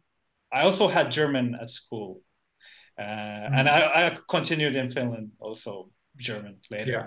And Swedish is our second official language, so it's mandatory. Oh wow, And really? yeah, yeah. Actually, it was the first official language until 1863 or something, when Finnish got also the status of official language. Until then, it was only Swedish. But yeah, that was the time Wow. when Finland was the Duchy of Grand Duchy of Finland, part of Russia, Russian Empire. Yeah. Then in high school, I took Italian and Spanish. In the university, when I studied medicine, I started learning Portuguese. I actually dropped out of med school and started learning business. And during that time, I started French and Russian. And after that, I took classes um, in quite many languages, like beginner classes in Arabic, Chinese, uh, Japanese, Korean, Northern Sami, and also I've self-studied a bunch of other languages. So, and on Duolingo, okay, I don't count Duolingo. Duolingo is mostly for me hunting funny phrases because Yeah. I make videos with my wife and friends about the crazy Duolingo phrases, how they would look like if used in Yeah. real life. So, uh, for the first 4 years, I was maybe improving my Italian, German, French, Portuguese, those languages. But recently, it's mostly hunting the crazy phrases. Okay, Japanese and Korean, because I'm a beginner. I think that's useful for me doing Duolingo. But Yeah. so in Duolingo, I think I've completed 30 languages, like from start to finish, all the exercises. But I'm not. For example, I completed Guarani and Catalan, Greek, but I don't remember almost anything. Yeah. Yeah. Yeah, Duolingo is more like a game. yeah. But I would say I have like 10 languages in which I feel somewhat conversational. And I think I'm going to make the podcast I will try to make in these 10. I have 8 already. I haven't found any people to make episodes in Estonian and French. Hmm. My French is not that good, but I think it's enough to make the podcast. And my like mindset is that my goal is not to be perfect from the beginning in these doing this podcast. I think in Yeah. my weaker languages like French, Italian, Russian, my goal is that I will start, and my goal is that episode number 100 in Russian and French would be good. So I think whatever people comment that, oh my God, that host is so unprofessional and bad, I don't care. I will ignore it. My goal is just to continue and just try to speak. And always when I don't know a word, I will ask. I actually made already one episode with my wife in Russian. My Russian is definitely not that good, but I think good enough to like I understand almost everything she speaks. Mm. But I definitely have to ask many times during a 1 hour, 2 hour conversation, like what was that you said? Can you or how do I say this? But Yeah, yeah. I mean, this is part of language learning, and I Yeah, it's think only natural. yeah, and I don't want to be too big of a perfectionist, which I think I was more when I was younger. But I'm Mm. almost 33, so I think I have no more. I don't have time for perfectionism. I think when I have reached this level of like fluency, I just need to start and then become more fluent when time Yeah. goes by. Yeah. Um, yeah. So was that a Yeah, that's quite a repertoire you have there with the languages. it's it's quite hard to like I think it took a really long time to create a routine to Mm. maintain all the languages. I think it's been now 10 years since I started like concentrating and focusing on language learning and improving my level. Yeah. And I think it wasn't before 2 years ago, 3 years ago, before I had like set up all the routines to maintain my language levels and improve them constantly. So it's not easy because also I have all other projects I need to make a living. I need to have time for my wife and friends, and also now Mhm. I'm starting here my studies here in Lapland in Rovaniemi, computer science. So I have to learn programming and like I'm excited. I actually want to create some language learning, maybe games or applications. So I'm Mm. excited, but I also know it's going to take a lot of time, and we're going to have our first child also soon. So I mean, Oh, I'm not going to, congratulations. thanks, thank you. So I'm not going to sleep soon, and when For sure. after the badly slept nights, I have to learn computer science and maybe somehow maintain my languages. So it's yeah, I'll try to survive. Yeah. Yeah, Yeah. I've now reached that age where many of my friends and acquaintances are having children, which is How old interesting. are you? What's your birth year? I'm gonna be 25 in a couple weeks. Yeah. Okay. Yeah. Still young. Yeah. Yeah. But well, everything has a time. Yeah. I think our final section could be you teaching a few phrases in Chechen. Uh, so let's maybe start from Hmm. greetings like hello or good day or This is an any. interesting section because, especially with Chechen, there aren't that many resources out there. Although I kind of hate that I'm gonna betray the pronunciation a little bit because my Chechen is not that great. But Yeah, no problem. do you want some useful phrases? Like you said, Useful. Yeah. greetings. Yeah. You can tell me the ones people use. Well, I mean, it's kind of a universal one in the Muslim world, but when men greet each other, they would say "Salam alaikum."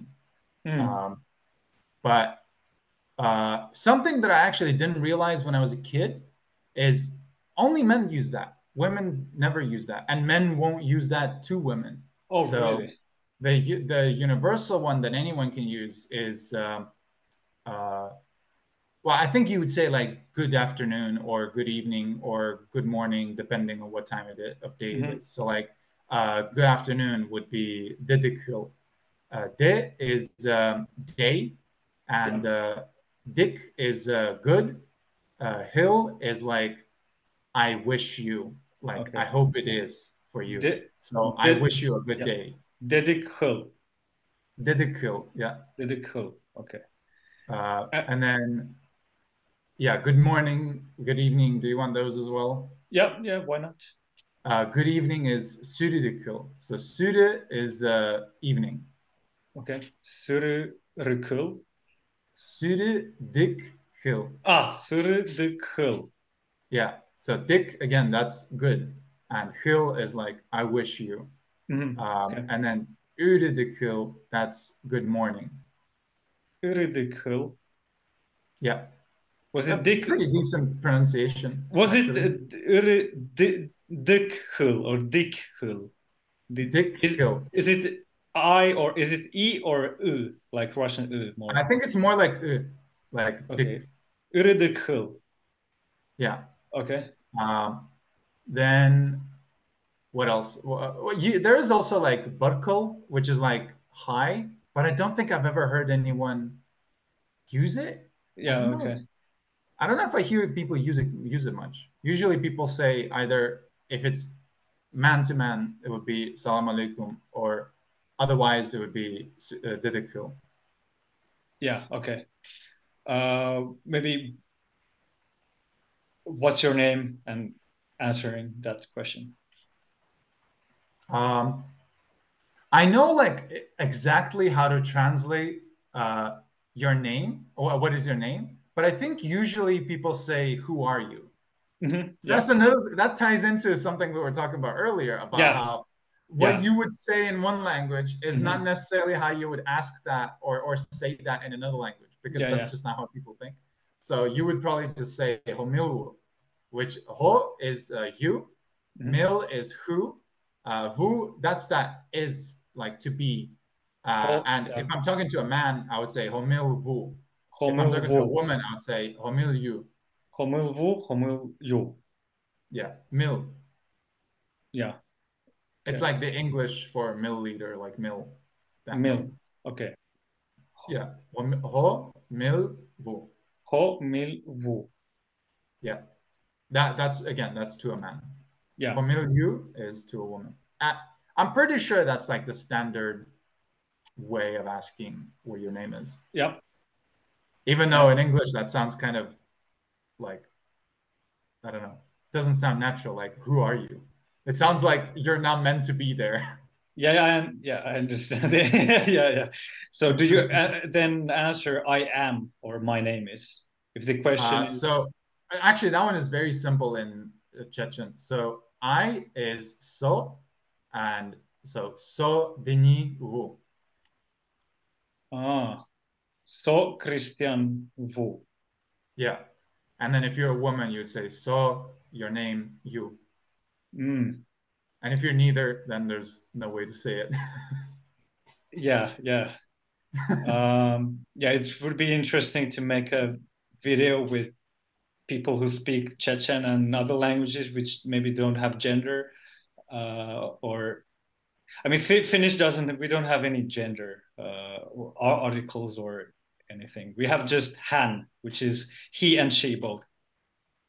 Hmm. Yeah. Um, what about where are you from? And I am from. Uh, hmm. I don't actually know. Like, I would have an idea of how I would ask that, but I don't know like what the standard phrase everyone uses is, to be honest. Okay. Where are you from? Okay. Maybe where do you live? And then answering I live in. Uh, there is a phrase like I'm pretty sure that this is a phrase people use that's like "ho michirnik vu." Michir means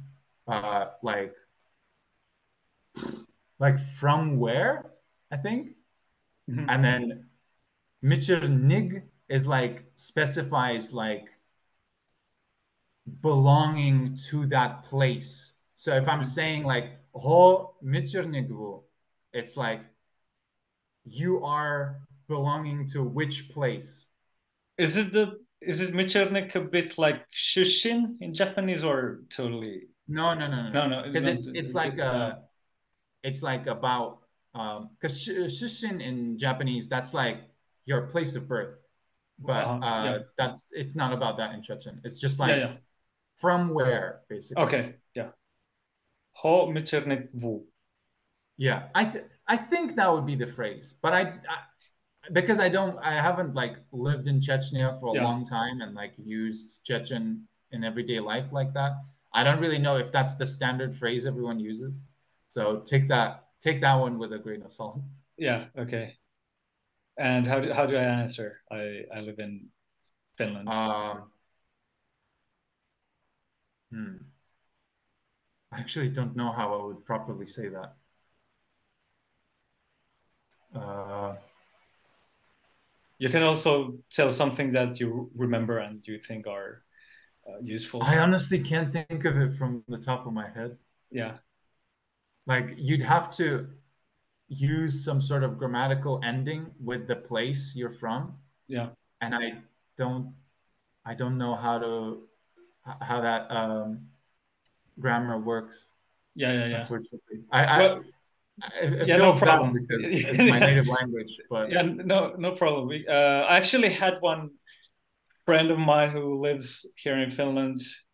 He's from China, so he speaks Cantonese with his parents, but he said that yeah, he cannot say like talk about anything in Cantonese because he doesn't have vocabulary in it. So he mm, said his parents don't understand enough Finnish to understand all the things that he wants, and he can't like he doesn't have enough vocabulary to explain everything in Cantonese. So it's yeah, really hard to like having yeah, a language barrier with your parents. But um, yeah. I think if I were to like try to say that, if I were on the spot, I'd probably just finish it like the same way, and I would probably just say like so Moskvanik vu or so Moskvanik vu, but mm. I don't know. Like I'll have to. This making me feel kind of bad. I'm gonna ask my relatives later, Yeah, and then yeah, they'll probably immediately tell me like, "Oh, you said yeah. everything wrong." Okay, maybe thank you, please, goodbye. Maybe if you remembered those or Thank you, please, and goodbye. yeah. Uh, so thank you is del res hil, which it's actually kind of sort of similar in origins to the Russian one. It literally means "May God be happy with you." Okay, yeah. Like may God be satisfied with And what was it? your actions. How do you say it? Uh, Del, Del is God. Dale? Riz is like to be satisfied. Mm-hmm. Hil is again like I wish. Ah, Del Riz Hil. Del Res Hill. Yeah, but I think usually people say they kind of swallow a few letters and then it ends up sounding like Del Riz Hil. Ah, okay. And this one was thank you or Yes. thank you. Yeah. And then I don't think people actually say please like in other languages. It's more about like the tone of the way you speak that it kind of implies if you're giving a command or if you're Mm. asking. Does So so it doesn't maybe exist as a word like please. there's like a phrase that I know of, but I don't think anyone ever uses that as like please. It's just like you would just it's just about the tone. So like it could be like for example, come here for a man would be hawul. And you could be like hawul, which is like you're telling them come here. Yeah. But you could be like hawul, huh? And it's like come on, come here. It's like please. I think it's a bit similar in Finnish. We don't have a word for please. We actually Oh, really? we use the verb in conditional mood, or yeah, mood, grammatic mood. So I want is haluan. Uh, and if I ask from you, you want is haluat, but if I ask do you want, it would be haluaisitko. There, Mhm. you put isi in somewhere in between, and for example, if I'm in a cafe and I would say, could I have a tea, please? I would Yeah. say saisinko teen, and Mm. saisinko is from saada, to get. So that you just say it in conditional, and that's it. We don't have please, but sometimes we say kiitos, which is thank you. So Mm. can I have the tea? Thank you, like Yeah. directly translated. Yeah, I think in Chechen you would also you'd probably just end the sentence with ah. So like I mentioned, Hawul, that's like come here, and Mhm. Hawula is like come on, come here, please. Yeah, yeah. So a bit similar than in Finnish, maybe. Yeah. And how do you say goodbye? Uh, you'd say gurdui, which literally means we will see each other. Gur is Gur, like yeah, gur du way. Way means like we. gur do voi. Yeah. Is But it? it's important to note that way is we including the listener, and to is we excluding the listener. Oh, Chechen has wow. clusivity. Oh, okay. That's interesting. I think Indonesian is the only language which I've studied that has that too, like inclusive Yeah, I and remember I was exclusive. watching a Tom Scott video about like unique features languages have, and he was talking about clusivity, and he was saying like there's a distinction between we including the listener and we excluding the listener. But then, and back then I was like, oh wow, that is so cool. That's such an interesting feature. Yeah, And then only later down the line I yeah, realized, wait, my language has yeah, that. yeah. There's one interesting feature in Northern Sami language, which is spoken here in Northern Finland. They have like a dual, like in traditional Arabic, like singular, dual, and plural, like more than two people. Oh yeah, yeah. In Russian, when you're like counting things, there's a distinction between one of something and then two, three, or four of something, and then Mm, more than four. yeah, maybe the origins are a bit similar there. Maybe Russian had dual. I can't. I remember reading something about this topic that Polish and Russian and like Slavic languages might.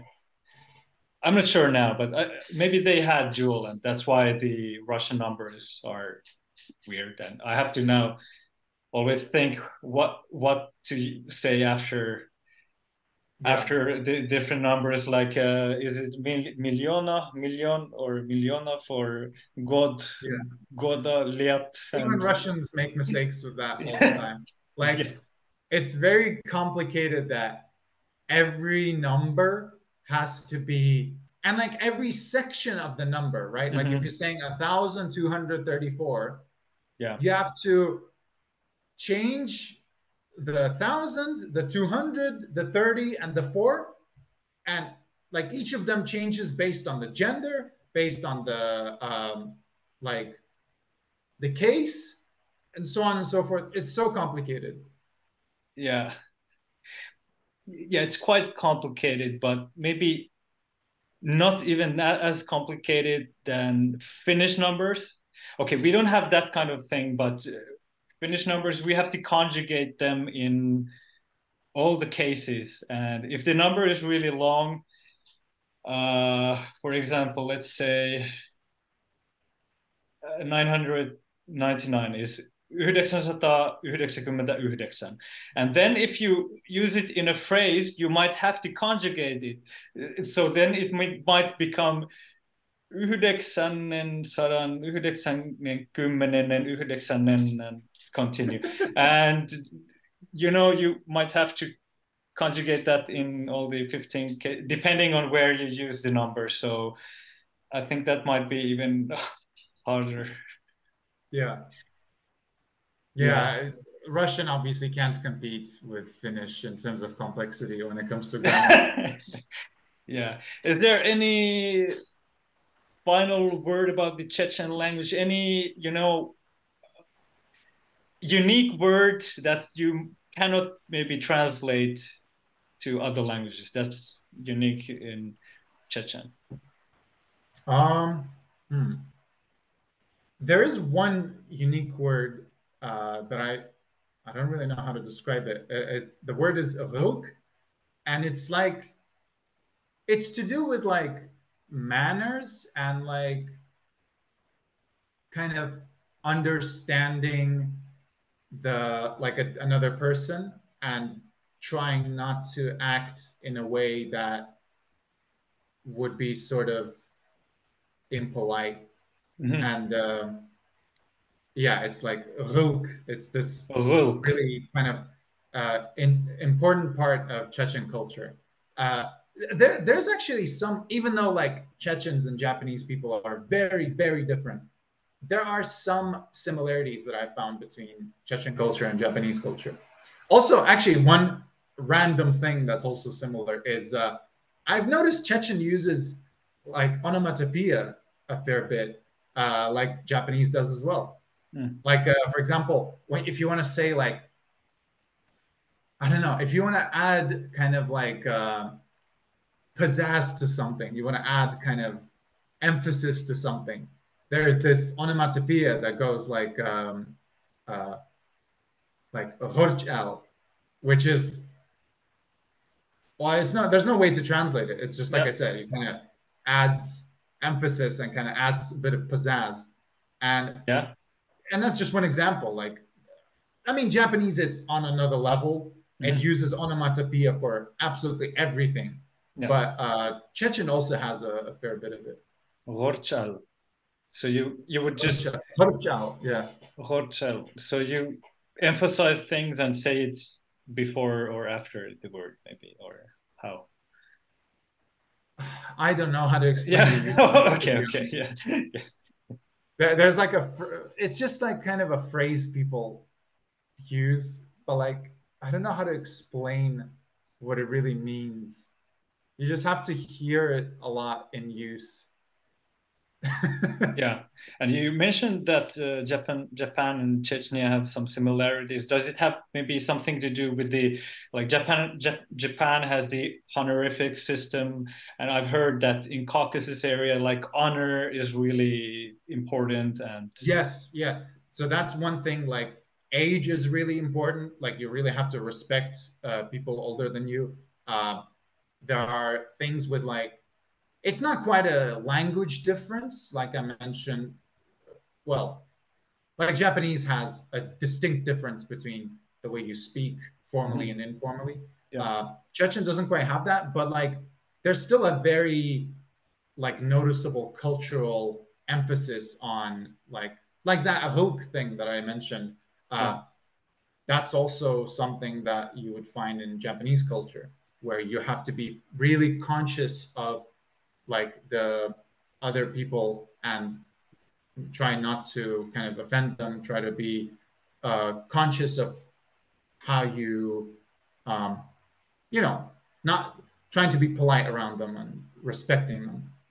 yeah, yeah. I understand. It's quite the opposite that we have in Finland, which was also a shock for me because after 4 years living abroad in Estonia, we had to address the teacher as teacher. But when I moved to Finland and I did my fourth grade in Finland, which was the first time going to school in my own home country, and Mhm. I was a bit shocked because the teacher told all the students to call them by their first name. And my teacher's name Yeah. was Anni. And I was like, no, it feels wrong. And since then, I've just said, address teachers as like teacher, opettaja, if I have wanted to say something. But all the other kids just called them Anni or whatever their first name Yeah. was. And Yeah, I had the same. Oh yeah, sorry.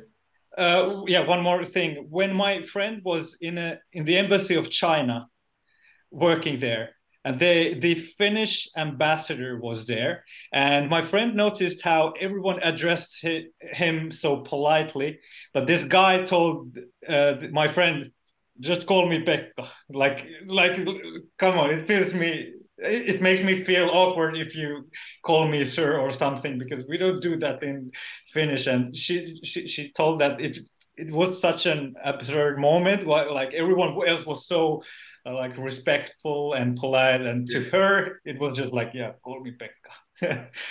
Yeah. Yeah, I had a bit of that when I went to the UK, and like in university, I just like we just referred to the professors or teachers as just as their first name. But like in Russia, you have to use their first name and their patronymic. In Japan, you have to use their last name and the honorific like suffix. So that is very different. Yeah, yeah, interesting differences in cultures. Yeah.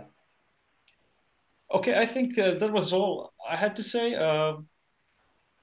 Do you still have something that came into your mind? Um, there is one thing in terms of that, in terms of like uh, referring to people like not just using their first name. That's also a thing in Chechnya. Like there are certain relationships you can have between two people where they are not allowed to to use the first name of the other person. Like I Mm, think there are certain like scenarios where a woman cannot refer to a specific man, like who's related to her in a specific way, by his first name. okay. And I don't know. I thought it was a little bit antiquated when I learned about it, but it can also be a nice thing because then, for example, if a woman gets married and she's talking to like you know like let's say her husband's brother, for Yeah. example, she will use a different name for him. Mm, So it'll be kind of a name that only they use. So it's kind of a special thing in its own way. mm. Uh, but like she's not allowed to refer to him Yeah, yeah, by his first name. yeah, yeah. I'm not sure. I think maybe in the past in Finland we use more like Mrs. and Miss Rouva, neiti, to Hmm. like address if someone is married or not. I'm not sure. Yeah, I have to actually ask that from some of the older people. yeah, yeah. I find it quite beautiful how different cultures and languages have their own kind of special things like this, where I just think it's quite unique and valuable. Yeah. Yeah, one more thing more. So my wife's name is Anna, and in the university she was called Anna Alexeyevna, because my father-in-law is Alexei. And Mhm. for me, using like Russian names have always, you have these official nicknames. But for Mm. me, calling my wife as Anya is like, it sounds, because in Finland we have a name Anya, a bit different, but it's a Yeah. separate name. We have Anna and Anya, and I have refused to address my wife as Anya, like all her friends and family. I'm like, this that sounds like a totally different name. Why would I call you like that? Your name is Anna, and she says like, oh, it feels like she like we were in the university or somewhere where I would address her too politely. But I'm like, ah. Yeah. But for me, growing up in Finland, I usually prefer to use the whole name. Like, my name is Christian, and some people call me Krisu here, but I don't actually like that much nicknames. I usually just prefer introducing myself as just Christian, and then people start calling me usually Krisu.